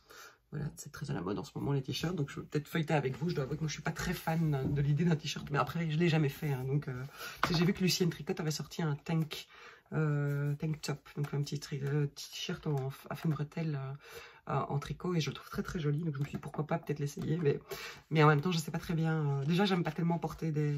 J'aime bien, oui, j'en porte à la maison quand il fait chaud. J'en ai beaucoup des trucs à fine bretelle, mais je suis tellement pas à l'aise avec le volume de mes bras que j'aime pas tellement être vue dans ces cas-là. Et donc en fait, on a à chaque fois donc tous les patrons et puis les photos et le modèle directement. Donc voilà, et donc on a 100 patrons, et donc il y a, voilà, vous voyez un très joli modèle de, je vous cache un peu la grille quand même, de bonnet en jacquard, mais je ne vais pas vous montrer les 100 modèles. Un autre chouette bonnet en jacquard un peu plus simple, voilà, montrer homme-femme. On a ce genre de modèle très élégant aussi, un peu, qui fait un peu plus chapeau. J'aime beaucoup, beaucoup, beaucoup. À mon avis, il faut une laine très rigide, ou alors il faut tricoter une laine très épaisse de façon très serrée. Il n'y a pas... Alors... Oui, c'est ça. Donc forcément, c'est des modèles qui viennent de créatrices différentes, comme souvent dans le cas de magazines, qui sont regroupés là. Et donc les laines, nous, les instructions sont données et en inch et en mètres. Et alors on a le numéro d'aiguille américain, mais on a aussi le numéro en métrique comme nous l'utilisons. Donc voilà, et donc il y a à chaque fois les petites notes qui vont dire comment il est tricoté, la note de base, on se tricote de bas en haut, de haut en bas, et on fait ça en plus, ou on fait ci en plus. Celui-ci qui est super canon aussi. Enfin, je ne vais pas tous vous les montrer, en fait, les modèles sont tous plus beaux les uns que les autres, donc voilà. Je ne sais pas si les explications sont bien faites ou pas, j'imagine qu'ils les ont rééditées, et qu'ils les ont surveillées après la publication. Il y a ce modèle qui est assez connu, que j'aime vraiment, vraiment, vraiment beaucoup aussi. Voilà, il y a des bonnets en dentelle, il y a beaucoup de bonnets en jacquard. Voilà, il y a des bonnets. Voilà. Après, on passe aux chaussettes. Et donc les chaussettes, donc elles sont expliquées, forcément dans les petites notes, ils expliquent si c'est tricoté par le haut et par le bas. Et alors, est-ce que j'ai pas pensé, regardez sur les bonnets s'il y avait plusieurs tailles. Non, il y a une seule taille dans ce cas-ci. A priori, il y a une seule taille. Les chaussettes, ici, il y a 4 tailles, par exemple, pour ces chaussettes-ci. Voilà, qui sont assez simples mais sympas, avec un joli point. On a celles-là qui sont pour moi les plus belles chaussettes du monde, qui font partie des patrons qui sont dans mes... Après j'imagine qu'il faut une laine en gradient et qui est combinée avec une autre, mais je trouve ces chaussettes juste éblouissantes, quoi. C'est genre à ne pas faire parce qu'on va pas les porter, parce qu'on va pas les cacher quand même, quoi. Je les trouve épatantes. Mais bon voilà, le patron du coup il fait le nombre de pages qu'il faut pour un beau patron, quoi. Il y a ceci qui est très très chouette aussi. J'aime beaucoup la construction qui change le rythme des... Parce que souvent, quand on tricote des laines autorayantes, on se limite à mettre en valeur les rayures. Mais je trouve que là, c'est une très jolie manière de faire aussi. Mais c'est fait avec de la Zauberball, donc c'est une laine qui est assez facile à trouver. Oh, mais on les voit mieux là. Je suis en train de vous montrer chacun des patrons. Ce que je m'étais dit que j'allais pas faire. Bon, il y a des trucs plus travaillés aussi, hein, mais que je trouve vraiment très très beau. Et vous voyez, ce que j'aime bien ici, c'est qu'on commence tout de suite le motif. Il n'y a pas d'orteil. Voilà, je trouve ça un joli détail. Bon, voilà. Il y en a qui font un peu chaussettes. Celle-là, elle pourrait être chouette en chaussettes de Noël, en changeant les coloris. Après, on passe aux étoiles. Alors, les étoiles, il y a vraiment de tout. Il y a des trucs très très simples qui sont même montrés sur un homme. Voilà, donc juste une longue écharpe avec un joli point. Alors je m'excuse, je regarde un peu quand même pour voir si je cadre bien. Voilà, il y a celle-ci qui est très très chouette aussi pour un mec. Ou pour une nana, hein, je veux dire, il n'y a pas de... Et puis il y a le mec qui est sympa aussi. Un peu jeune, hein, mais bon, pas pour moi. Voilà, il y a des jolis cols. Les photos sont très très belles, je trouve, mais c'est les photos du magazine. Il y a un col en brioche. Sympa. Les cols, moi je suis pas fan de cols, je suis vraiment pas attirée par les cols. Je m'en étais fait un au tout début, j'ai même 2 peut-être. Et en fait je me rends compte que j'aime pas parce que ça baffe, ça dégueule, qu'il faut faire 2 fois le tour. Et puis en fait on a juste un espèce de gros reblochon autour de la tête. Je suis pas dingue, mais voilà. On a ça qui est pas mal aussi. J'aime bien le principe de la construction de ceci par contre. Justement, on a l'effet col et puis après ça vient s'élargir. Alors je suis pas fan du point. Mais ça peut être sympa d'exploiter la forme du patron en changeant de point. Voilà, on a un gros col avec un gros snowflakes. Un col qui est réversible. Donc d'un côté, on a les rayures. Et de l'autre côté, on a ceci. Que j'aime beaucoup. Mais c'est un col. On a un truc, on dirait du tissage. Donc ça m'intrigue aussi. Mais c'est juste le jeu du jacquard, hein, mais voilà. Donc, voilà, toujours dans les cols. Voilà, il y a beaucoup de colle.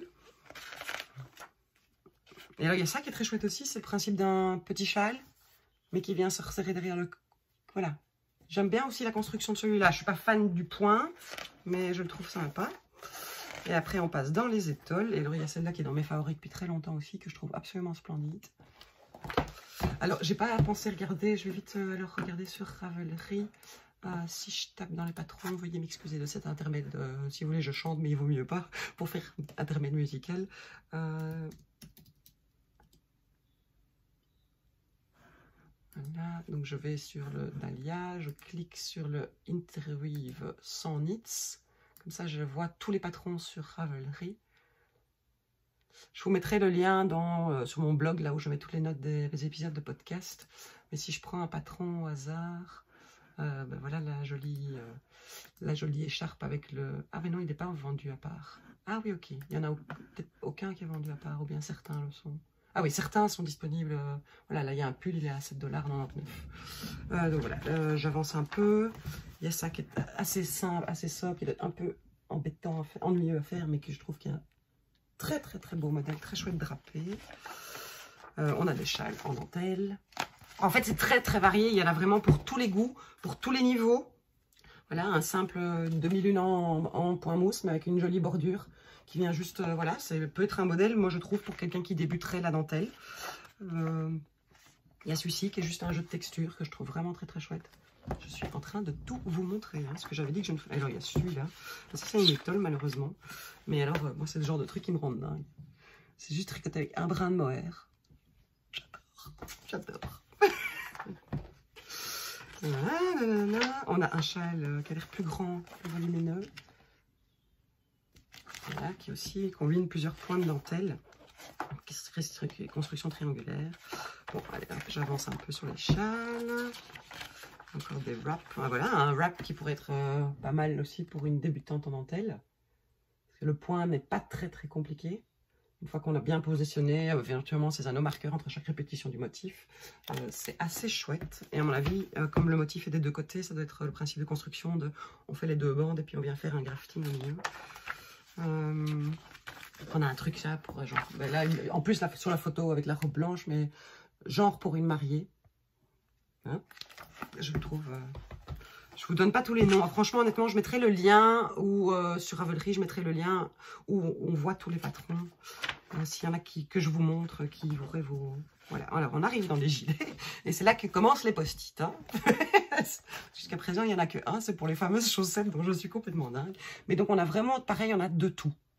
Donc, ça, ben, en fait, je me rends compte que si j'avais acheté le bouquin avant de commencer mon modèle, mais non, parce qu'il se tricote en worsted, donc ça va pas, parce que je suis en train de faire un truc en fingering, mais c'est un peu l'idée de ce que je suis en train de faire avec mon combo de 2 fils d'Ultra Lace. On est vraiment dans cette construction-là. Pareil, alors dans les gilets, il y a vraiment de tout. Il y a pour toutes les générations, il y a pour tous les goûts, et il y a pour toutes les... C'est complètement canon. Donc c'est un peu cette idée de pull-là que je... Voilà. Mais en faisant un col-châle plus large. Mais celui-là, je l'aime vraiment, vraiment beaucoup. Et il se tricote en aran, mais avec un échantillon de 18. Donc ça pourrait convenir en aiguille 4, 4,5, parce que l'échantillon conseillé par Frédéric est de 16 sur 22. Donc il y aurait moyen de... Voilà, mais je le trouve vraiment très, très, très, très beau. Celui-là, d'ailleurs, il a un post-it. Le dos, par contre, m'ennuie. Je trouve dommage, c'est ceci. Mais donc il faudrait peut-être que j'imagine rajouter un autre panneau de torsade ou venir mettre les torsades devant aussi. Voilà. Il y a... ceci qui est très chouette comme cardigan aussi. Je ne sais pas si vous entendez, il y a un bruit bizarre, mais on a un problème avec notre chaudière et elle a tendance à faire des vibrations dans les radiateurs. Il y a ce modèle-là que j'aime beaucoup. Et vous le savez, j'aime les modèles avec les cols châles, mais avec une très jolie dentelle sur les épaules. Donc ça, c'est le... Voilà, il a aussi son petit post-it, celui-là. Voilà, et alors il y a des trucs voilà, avec un joli yoke en dentelle. J'aime beaucoup la petite ligne qui vient descendre et qui vient renforcer le dessin de la dentelle. Mais ça, c'est le genre de gilet qui ne me va pas du tout. Il y en a un que j'adore, même il a un col avec un gros col, un capuchon, malheureusement, mais il faudrait voir s'il y a moyen d'adapter. Donc il se finit avec un zip. Je le trouve très, très, très, très chouette. Et donc, on le voit ici avec le col, avec le capuchon. Si j'avais su. Alors ça, c'est un de mes préférés. Le Aspen Sweater. En plus, j'adore cette couleur. Ça joue peut-être aussi. Hein. On est souvent influencé, évidemment, par la couleur d'origine. Mais ça me fait penser un peu au Joy Cardigan. Et alors, ce qui me dérange de nouveau dans ce truc, dans ce modèle, c'est les épaules qui sont... L'encolure qui est très, très large. Et donc, si c'est pour me retrouver comme avec le Joy Cardigan que j'ai dû les faire. Bon, il y a des trucs que j'aime moins, mais qui sont pas mal. Ça pourrait être un modèle aussi pour débutants. En dentelle, je pense. J'ai pas vérifié si chacun des modèles se tricote en plusieurs pièces, en une seule pièce. Et donc, celui-là, manifestement, c'est clairement en une seule pièce. Voilà. On a un truc un peu plus classique qu'on voit souvent, avec un gros col avec un motif. Un peu plus veste aussi, je trouve. Je ne suis même pas encore à la moitié du livre, j'accélère. Un truc, voilà. Celui-là, il est très, très, très, très bon aussi. Bon, voilà, vous voyez, c'est une catastrophe, en fait, ce bouquin. Mais, de nouveau, je déplore le dos. Je trouve le dos un peu bof, quoi. Un peu ennuyeux. Oui, alors, il est pas bien porté. On continue. Ça, c'est plus classique, du déjà vu. Encore un autre hoodie. C'est une autre photo, on le voit mieux. Avec des grosses torsades. Sympa, hein? Franchement, je trouve... Et alors, c'est dingue parce que c'est des patrons qui datent de, à mon avis, de 2008 à 2018, j'imagine, dans cette compilation. Et je trouve qu'il y a des trucs qui sont très modernes et très récents, quoi. Vous allez dire 2018, c'est pas très vieux. Là, on est au Dahlia Cardigan que j'ai fait. Et alors, celui-là... Et donc, je me demande si je n'étais pas... Voilà, de nouveau, avec cette laine-là, je suis complètement folle.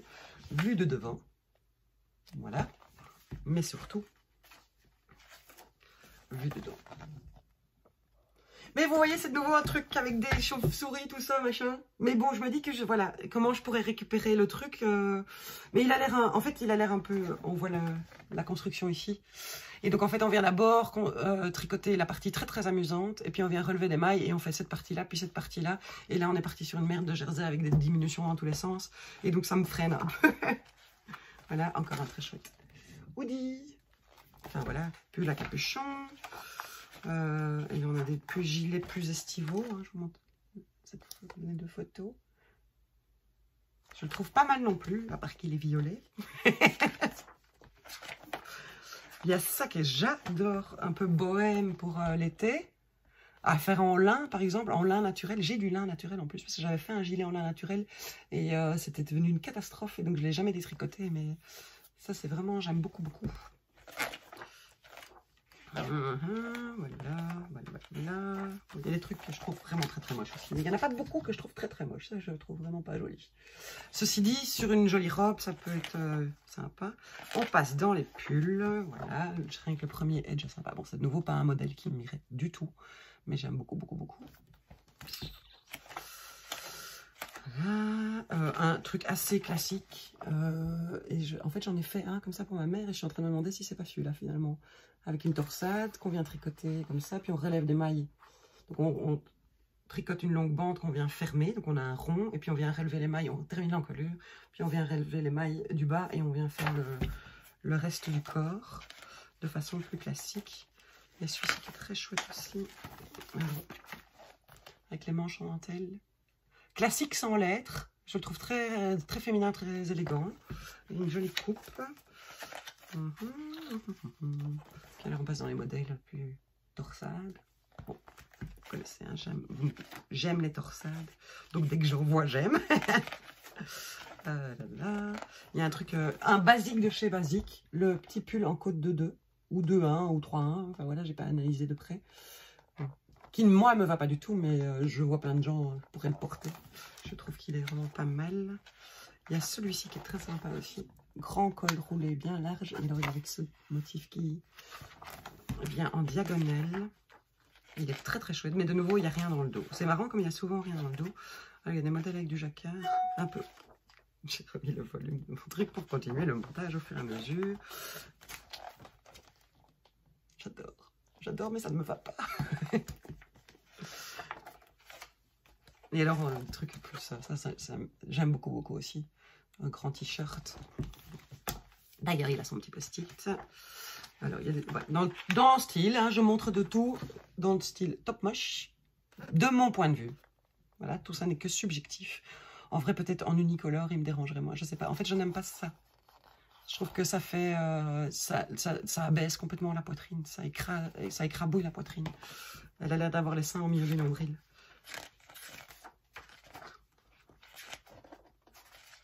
Mais non, enfin voilà, je ne vous montre pas tout, hein, mais un peu loose, est-ce qu'on le voit bien? Je trouve que la photo fait un peu laine magazine. Il est sympa aussi, un peu un basique comme ça, avec genre un point de riz. Il y a un modèle homme assez classique que je trouve pas mal en fait. Mais bon, d'un jour, je pourrais tricoter un pull pour mon homme. Surtout que ça... Ah non, ça va, c'est de la fingering quand même. Lui qui a toujours trop chaud. Il y a des modèles en jacquard. Très classique, basique, comme on voit tout le temps. Un gros pull avec un peu de brioche. J'aime bien l'idée aussi. Un gros pull douillet.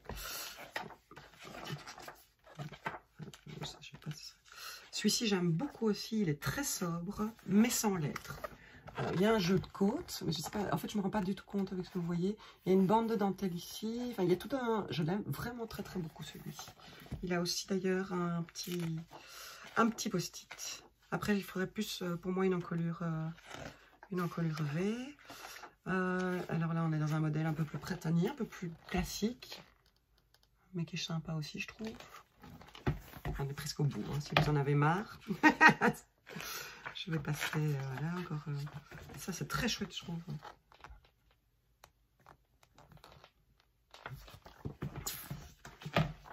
Je fais des drôles de grimaces quand je fais les... Alors, on arrive dans les t-shirts. Déjà, ça, j'adore. D'ailleurs, il peut tout à fait être imaginable avec des manches longues, hein, puisqu'il a des manches. Donc, rien n'empêche de les continuer. Je le trouve très, très chouette. Après, forcément, il faut estimer la... Et là, il y a un détail en fin de manche que je trouve assez élégant. Des petits détails. Ceci. Bon, de nouveau, ça, c'est même pas en rêve hein, sur ma morphologie. Le petit tank top, le petit top porté sur la plage. Vous voyez, en maille tout à fait transparente, avec un petit top à fine bretelle dessous, pourquoi pas. Celui-là il est très chouette aussi, mais on le voit jamais bien, si je me souviens. Ah, si, voilà. Bon, je vous ai pas donné le nom de voilà, le truc à fine bretelle avec un très joli panneau de dentelle devant. Ça se tricote avec de la DK bizarrement, mais avec des aiguilles 3,5. Je trouve ça un peu bizarre pour un échantillon de 22 mailles. Il y a ça que j'adore. Alors j'adore la photo, je trouve la femme extraordinairement belle. Ça je trouve vraiment très chouette. Et pourtant, vous le savez, je n'aime pas les rayures. Mais bon. Voilà, un truc un peu plus simple, un peu plus déjà vu, mais sympa. Il y a celui-là aussi qui est vraiment très très sympa aussi. J'aime bien le drapé, j'aime bien le jeu de matière aussi. Une espèce de truc qui tombe, mais de nouveau je pense... Ah non, dans le dos cette fois-ci il y a le motif aussi. Et alors, plus classique, le t-shirt avec un panneau triangulaire sur le côté, mais qui est vraiment sympa. Vous voyez la forme ici, toute simple. Vraiment t-shirt. Là, allez. Et alors le petit top de nouveau un peu bohème, à mettre par-dessus une tunique ou par-dessus une longue... Ça par exemple sous une salopette ou au-dessus d'une longue robe, j'aime pas mal non plus. Voilà, voilà, on est presque au bout, on est au bout, voilà. Et alors à la fin, il y a tous les designers, qui fait quoi, et alors on a les abréviations, on a sûrement une page d'abréviation, voilà. Et donc il y a aussi, par exemple, ça c'est un bouquin dont je vous avais déjà parlé, que j'ai aussi, qui est avec tous des points de jacquard, très très chouette, qui est aussi édité par Interview. Voilà, donc on a feuilleté, je vous ai montré quasi les 100 patrons du 100 Knits. J'espère que ça vous a plu, que ça ne vous a pas paru trop long. 20 minutes du grand net. Du coup, je me demande si je vais aller plus loin dans cet épisode et répondre à vos questions, parce qu'on est déjà à plus d'1 heure, à mon avis. Bon, je sais pas. Bon, sinon, voilà. Je m'imagine que cette partie-ci, si ça vous intéresse pas, vous aurez zappé un peu. On va faire une petite partie où je réponds à quelques-unes de vos questions quand même. Hein.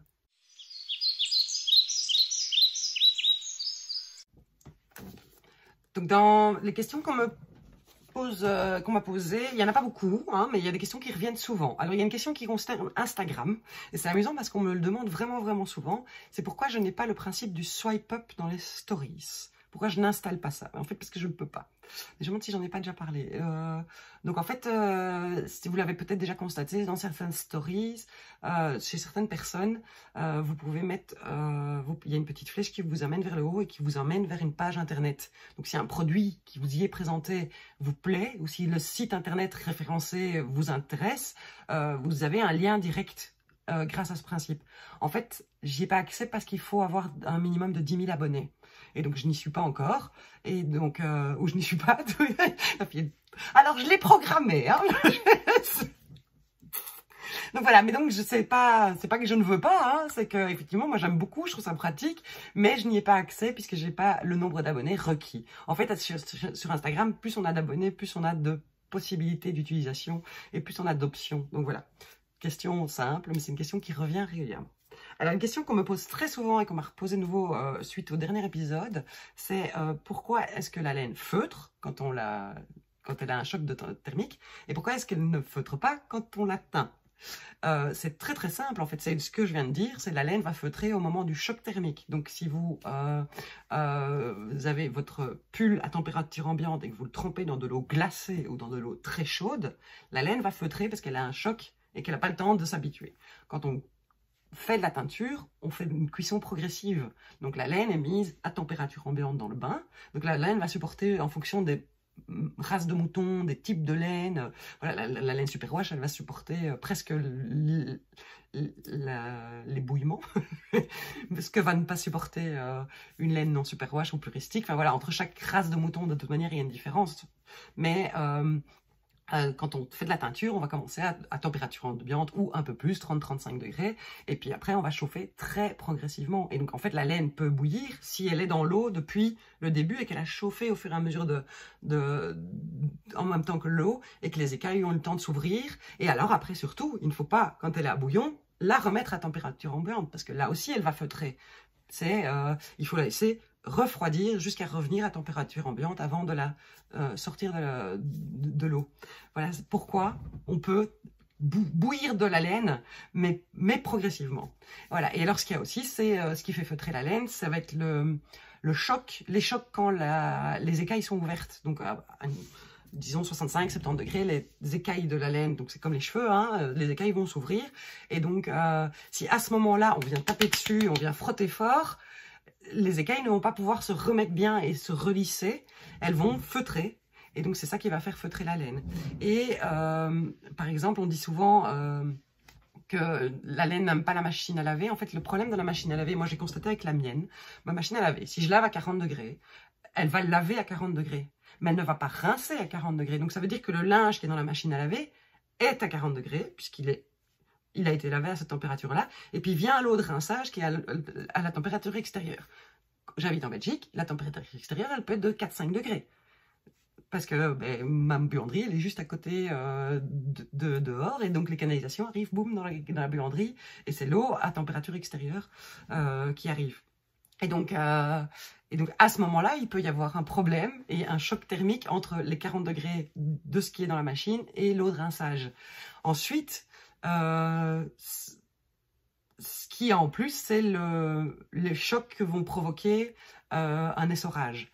Alors moi, ma laine, je l'essore dans une essoreuse professionnelle, enfin une essoreuse qui tourne à 3000 tours minute ou 2800 tours minute. En fait, ça tourne tellement vite que la laine n'a pas le temps de ballotter dans tous les sens.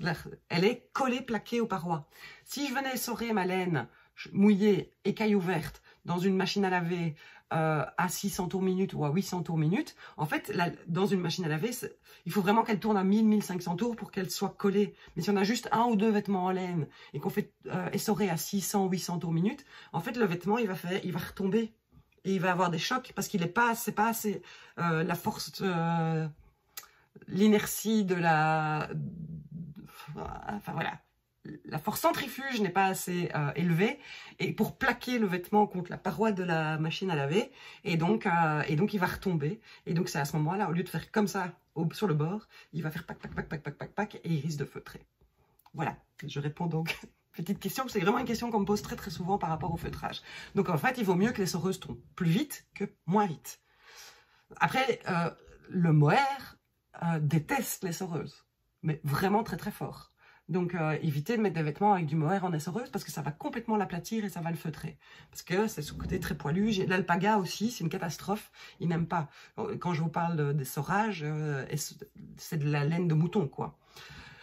Alors on m'a demandé le modèle le plus facile que j'ai tricoté. Alors, c'est une question à laquelle je suis incapable de répondre. Parce que pour moi, la facilité est tout à fait subjective. Et comme je vous l'ai déjà dit dans l'épisode précédent, quand je vous ai montré les modèles que j'ai faits, moi, il faut qu'il se passe quelque chose d'autre du jersey.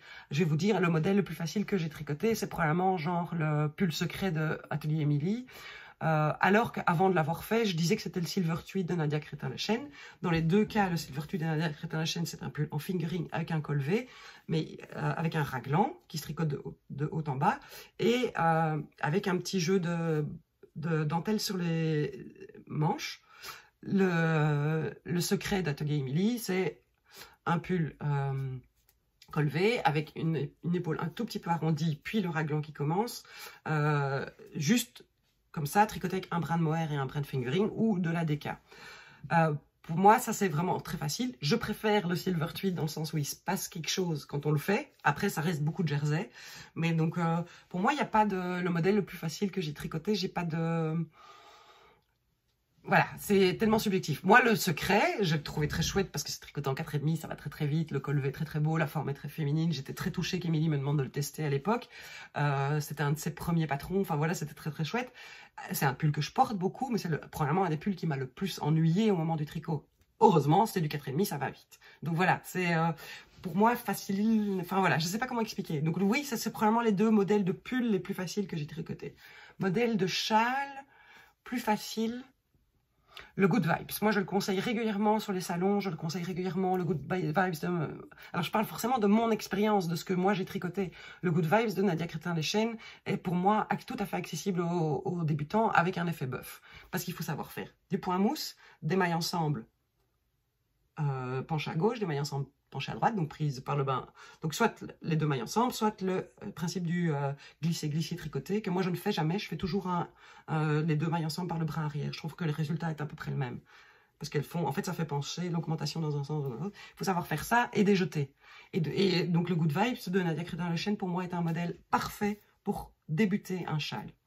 Il faut 2 écheveaux, un écheveau d'une couleur, un écheveau d'une autre couleur, et c'est vraiment pour moi un patron que je conseille aux débutantes. Je conseillais aussi à l'époque l'herbarium de Nadia Crétin-Leschène aussi, qui est un pull qui se commence par le bas et qui a un motif de dentelle sur le devant. Alors je sais qu'au début des podcasts, il y a beaucoup de podcasteuses qui ont dit qu'elles ne comprenaient rien, qu'elles ne s'en sortaient pas au niveau des augmentations, des diminutions. Moi, j'ai pas compris où était le problème. Moi, c'était vraiment un modèle que je conseillais aux débutantes. Parce que une fois que, quand on commence à la dentelle, comme je l'ai déjà dit, si on met un anneau marqueur entre chaque répétition, ou toutes les 2-3 répétitions, et qu'on recompte ses mailles au rang retour, par exemple l'herbarium, dans mon souvenir, c'est une dentelle qui ne se tricote que sur les rangs endroits, donc sur le rang envers, si je dois avoir 8 mailles entre 2 marqueurs, je vérifie que j'ai mes 8 mailles. Si j'en ai plus que 7 ou si j'en ai 9, c'est que l'erreur se trouve là. Je retourne mon tricot et j'essaye de voir où est le problème. On va vite le voir, il va manquer un jeté, ou il va y avoir 2 mailles ensemble qui ne sont pas censées être ensemble, enfin voilà, des choses comme ça. Donc, moi, je crois qu'il ne faut pas chercher la facilité quand on veut tricoter. Il faut se diriger vers les modèles qui nous donnent envie d'apprendre et de comprendre. Le tricot n'est pas compliqué. Ce qui n'est pas compliqué, forcément, ça va être venir lire un diagramme qui fait... Mais même, il y a toujours un moment où il faut trouver un rythme dans ce qu'on fait. Et, enfin, voilà, un bonnet très simple, un côte de 2, c'est aussi un modèle tout à fait accessible. Alors si c'est pour débuter tout à fait au tricot, moi je commencerai par exemple par le Good Vibes, pourquoi pas.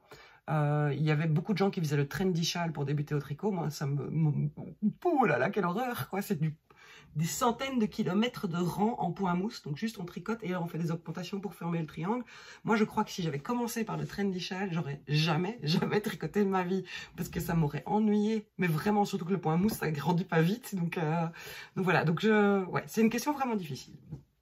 Et alors il y a encore une question qu'on m'a posée, après je vais arrêter cette vidéo kilométrique et complètement disparate, c'est comment je range mes gilets et mes vêtements, un peu comme là, ouais.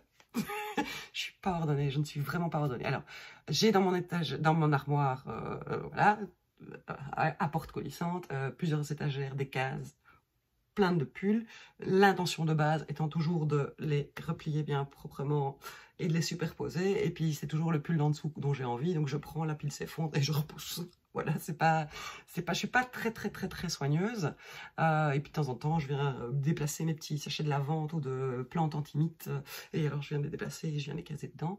Et alors, les vêtements que je porte le plus et qui tournent le plus, ceux que je viens de finir, ceux que je n'arrête jamais de mettre.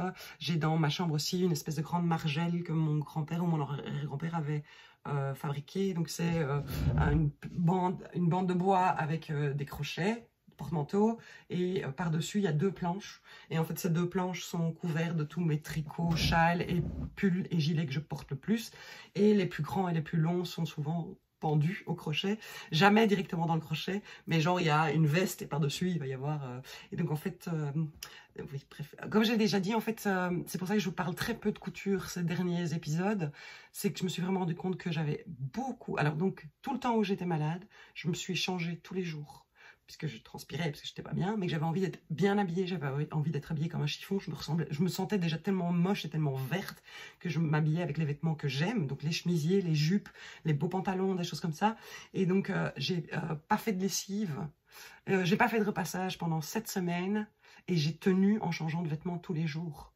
Donc je crois que j'ai largement assez de vêtements, et donc En tout cas, en chemisier. Et j'ai genre 15-20 jupes. Et alors, je parle même pas des robes, parce que des robes, j'en porte presque plus. Parce que je suis trop mal à l'aise par rapport à... Enfin, je suis rarement bien. Là, c'est toujours le même problème. Il me faut du 48 là, mais il me faut du 42 à la taille. Et puis, il me faut de nouveau du 48 au niveau du popotin. Enfin, donc, je porte très peu de robes, même si j'en ai quelques-unes. Donc, oui, j'en ai même... voilà, une bonne vingtaine. Donc, en fait, j'ai trop de vêtements et j'ai envie de coudre. Hein. J'ai des très beaux tissus, j'ai des très beaux patrons. Mais voilà, j'ai envie pour le moment d'abîmer peut-être un peu les vêtements que je porte. Voilà. Mais d'ailleurs, je vais pas parler de ce que je portais. Ceci, c'est le chemisier pivoine de Delphine et Morissette, c'est possible? À mon avis, c'est Delphine et Morissette. J'espère que je dis pas de bêtises. Qui est normalement avec un col. Mais là, j'ai juste fait le pied de col et qui, en plus de ces manches-ci, normalement, encore un gros bandeau de manches, un peu large. Mais je crois que celle-ci, c'est celle que j'en ai fait 5, hein, des pivoines. Et alors, chaque fois, j'ai varié. Donc, j'ai fait avec les manches, sans manches, avec col, sans col. Et par contre, je dois l'allonger. Je l'allonge de 10 cm pour pouvoir la porter. Je peux vous la ressortir de la jupe. Donc, voilà. Comme ça, Et donc, c'est un voile de coton avec un rose pâle avec un plumetis blanc que j'aime beaucoup au cou. Et ça, c'est des boutons non stock. Voilà, je la porte. C'est un de mes chemisiers préférés parce que voile de coton, c'est vraiment très agréable. Moi, il n'y a rien à faire. Si tous les vêtements, tous les beaux imprimés qui existent en viscose pouvaient exister en voile de coton, je serais la plus heureuse des femmes. Et alors en dessous, en parlant de viscose, je porte ma jupe préférée du monde de l'univers, qui est donc la jupe Jaya de PM Patterns. Donc qui est taillée en 46, mais que ici j'ai ajouté 2 cm en plus parce que sinon elle me vient ici et donc c'est pas beau, elle monte trop au-dessus des hanches, donc elle me va vraiment mieux quand elle vient juste sur le gras des hanches et je l'ai faite très longue, hein, le plus long possible que je pouvais, donc elle arrive à l'os à la malléole. C'est ça, la malléole de la cheville. Et c'est un tissu Cousette que j'ai acheté au Salon Création et Savoir-Faire en décembre dernier. Donc voilà, et ça c'est voilà, j'adore cette tenue, je me sens super bien. Alors ce qui me fait plaisir quand je mets une jupe Jaya, j'en ai 3 maintenant, c'est qu'à chaque fois on me dit « Oh, t'as maigri !» Et ça fait du bien au moral. Quand on n'arrive pas à perdre 1 gramme, que même en étant malade comme je l'ai été, j'ai réussi à ne pas changer, mon poids il est resté stable aux 100 grammes près, quoi. J'ai beau, voilà, je me suis empiffrée pourtant quand j'étais malade. Je sentais que mon corps avait besoin de... Bref. Mais, et maintenant, je mange beaucoup moins, mais il se passe rien. Et puis surtout, enfin, j'ai très peur de perdre toute la masse musculaire développée grâce à la teinture. Mais bon, on verra bien. On verra bien. J'avais dit que j'arrêtais de parler de ce bête virus, mais bon, forcément, il fait fort partie de mon quotidien. Donc, voilà. Je crois que j'ai tout dit. Ben oui, je vous ai parlé des coulisses au début. Je voulais parler encore d'une toute petite chose par rapport tous les envois, toutes les commandes que vous aviez faites avant le confinement, pendant le confinement, ont été expédiés, à part ceux qui attendent encore le livre de Marie-Amélie, le livre Ensemble, qui sont en train d'arriver. Voilà, et je sais que j'ai regardé avant d'enregistrer, ils sont en Belgique, c'est déjà ça. Donc commandez d'ici, j'espère d'ici la fin de la semaine qu'ils arriveront dans mon point relais et que je pourrai aller chercher et préparer tous vos envois. Tout le reste est déjà prêt, si vous avez précommandé un sac ou si vous avez commandé un sac ou de la laine et tout ça, tout est prêt, tous les colis sont presque prêts, il n'y a plus qu'à ajouter le livre dedans et je pourrai envoyer tout ça. Tous les envois qui ont été envoyés par Mondial Relais, il y en a qui sont déjà arrivés, il y en a qui ont mis 24 heures à arriver, je n'en reviens pas. Il y en a d'autres qui mettent plus de temps. Voilà, c'est les aléas. Les envois par la poste, tout ce qui est avec suivi, ben, c'est en cours d'arrivage. Il y en a beaucoup qui sont déjà arrivés. Et là, les envois sans suivi, j'ai supprimé la possibilité pour la France. Parce que pour les autres pays, ça fait une grosse différence. Parce que par exemple, envoyer au Canada avec suivi, c'est 72 €. Donc, enfin, voilà. Donc, je ne le propose pas. Je ne propose que sans suivi, mais on croise les doigts, on ne sait pas. Enfin, voilà. C'est très stressant. Mais pour la France, je l'ai supprimé parce que les colis que j'ai déposés il y a 12 jours ne sont toujours pas arrivés et que ne m'envoyez pas des mails tous les jours. Voilà, ça ne sert à rien. Je n'en sais rien. Vous avez choisi l'option sans suivi. Alors, effectivement, c'est un peu moins cher qu'avec suivi. Mais je ne sais rien. Enfin, voilà, il y a un moment, je ne suis plus responsable de ce qui se passe. Voilà. Moi, ça m'angoisse. Hein. J'en fais des cauchemars. Tant que tous ces colis ne seront pas arrivés, ça me stresse. Et alors, il y a encore certains colis pré-confinement qui sont coincés parce que le mondial relais, le point relais n'a pas réouvert ou ne va pas réouvrir, et donc normalement mondial relais doit vous envoyer un email pour vous proposer de changer de point relais. Et là, ça prend toujours à peu près une semaine encore pour que ça se mette dans le pipeline. Donc voilà, le problème c'est qu'à partir du moment où les colis sont partis de chez moi, je suis un petit peu, c'est tout, le reste est indépendant de ma volonté. Moi je vais le plus vite possible. Si j'essaye donc je fais les dépôts de colis une fois par semaine. Voilà, avant le confinement, je le faisais 2 fois. Là, maintenant, je vais passer à 1 fois par semaine. Je vais à la poste, puis je vais au point relais. Voilà, la situation n'est pas normale. On est dans une période où il y a des jours fériés. Là, moi, que j'ai constaté quand il y avait un jour férié, on perdait 2 à 3 jours, souvent. Voilà, moi je croise les doigts, ça m'angoisse complètement, tous ces colis qui sont en vadrouille, ils ne sont pas arrivés, et donc j'espère.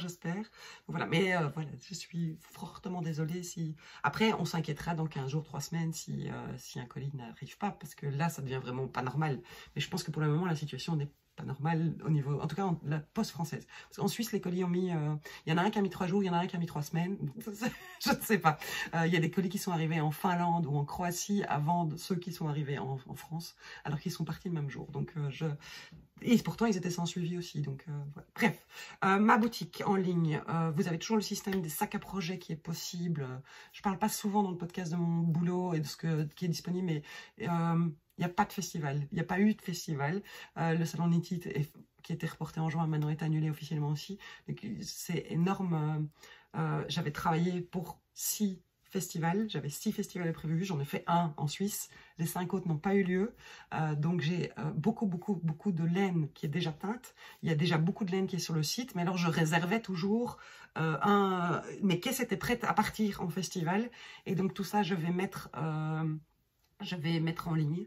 Les prochains, alors en Belgique, tous les événements sont interdits jusqu'à fin septembre. Donc voilà, je ne sais pas très bien comment ça va se passer en France. Mon prochain festival prévu est mi-septembre. Et puis il y en a 2 en octobre et 2 en novembre. Donc dès que je suis de nouveau en forme, en fait, donc, ma prochaine étape dans mon planning de mes journées, c'est mettre la laine que j'ai en ligne pour que vous ayez le plus de choix possible. Après, il y a déjà des choses qui manquent, malheureusement, parce que justement, comme j'étais malade, j'ai pas pu rattraper ce que j'ai vendu en Suisse, et j'ai toujours presque 300 écheveaux à rebobiner. Mais ça va être aussi dans ma prochaine étape. Et donc, je vais mettre en ligne un maximum de laine, un maximum de choix.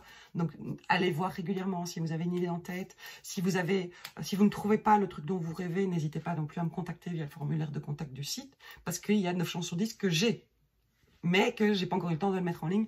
Ça prend un temps fou. Le problème, c'est que j'ai pas des couleurs suivies. Genre, j'en éteins, j'ai mon nom de couleur et je l'ai photographié une fois, je le mets en ligne. Et puis j'en éteins 15 nouveaux. Ben, je vais cliquer sur le truc qu'il y en a de nouveaux 15. Non, c'est chaque bain est différent. Donc chaque bain, il faut que je fasse des photos, que je les fasse passer dans l'ordinateur, que je les importe dans le programme de gestion de mon site, et puis que je crée la fiche article avec toutes les informations. Enfin voilà. Donc je duplique mes fiches. Hein, la majorité, c'est pour ça que parfois il y a des trucs qui sont pas au bon endroit, mais que je modifie les quantités, que j'aille cocher dans les bonnes catégories pour que vous retrouviez bien les écheveaux de Twinkle, teint à la Garance dans la catégorie Twinkle et dans la catégorie Garance.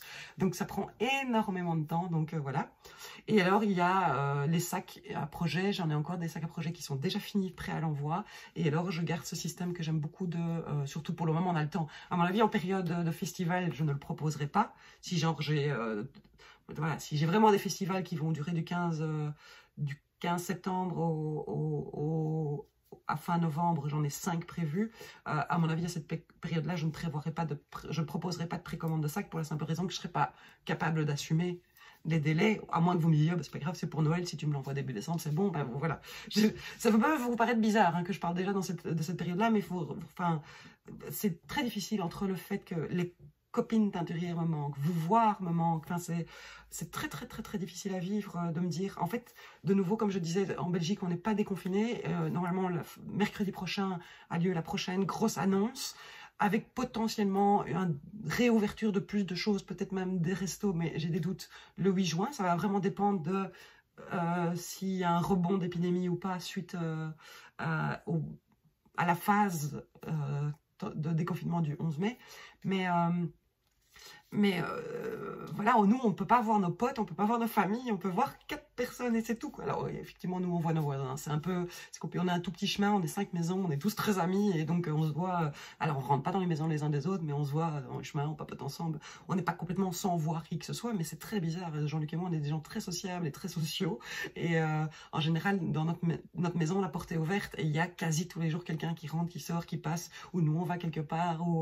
Et donc là, enfin voilà, ça devient vraiment long. Et donc, ajouter à ça le fait de ne pas pouvoir projeter une date, fixer une date de quand on va revoir les amis et de pouvoir me projeter si vraiment, est-ce que je peux compter sur vers la mi-septembre, j'aurai mon premier festival, que je vais pouvoir voir des copines teinturières et des copines clientes et des copines et des autres tricoteuses et enfin voilà, c'est pour le moment c'est un peu dur. Voilà, moi j'ai vraiment un problème de projection et de sociabilisation. Donc voilà, c'est pour ça que j'arrête. Je parle beaucoup parce qu'après j'aurai plus personne à qui parler parce que mon prochain objectif passionnant c'est d'aller passer le contrôle technique avec ma voiture demain matin. Et là franchement, hein, vous m'enviez. Je suis sûre que vous m'enviez. Bref, donc voilà, donc je vais vous laisser là, je pense n'avoir rien oublié. Merci de votre attention, merci d'être resté jusqu'au bout si vous l'avez fait. J'espère que ce podcast sans projet vous aura plu quand même. Je vous embrasse fort. Si vous n'êtes pas abonné, si vous voulez être tenu au courant des prochains épisodes, n'hésitez pas ici en dessous à vous abonner ou à cliquer sur la petite cloche pour avoir les notifications. Rejoignez-moi sur Instagram ou sur Facebook si vous le désirez pour avoir des nouvelles plus régulières. Même si j'ai pris un peu de recul ces derniers temps, pour la simple raison que je suis abonnée énormément à des tricoteuses, à des teinturières et à des gens qui pratiquent l'éco-print et que je vois plein de belles choses qui me donnent envie de le faire, forcément, et qui me rappellent combien je suis incapable de le faire. Donc, c'est pour ça que je publie un peu moins pour le moment parce qu'en fait, ça me blesse un peu, donc voilà, mais je vais revenir, hein, vous inquiétez pas, ne vous inquiétez pas, et si vous avez envie d'en savoir un peu plus sur les coulisses et de soutenir mon activité d'une façon différente, vous pouvez me rejoindre soit dans l'onglet coulisses de mon site, soit temporairement, vous pouvez m'offrir une plante ou des plantes sur Ko-fi. Je vous en remercie d'avance, voilà, tout ça est très important dans cette période parce que je pense que aucune de nous n'est sûre de pouvoir finir l'année 2020 en se disant ça y est, je fais toujours le boulot de mes rêves. Voilà, j'exerce toujours ma passion et bon, voilà, donc gros bisous, à bientôt pour un prochain épisode où j'espère que j'aurai un peu de contenu.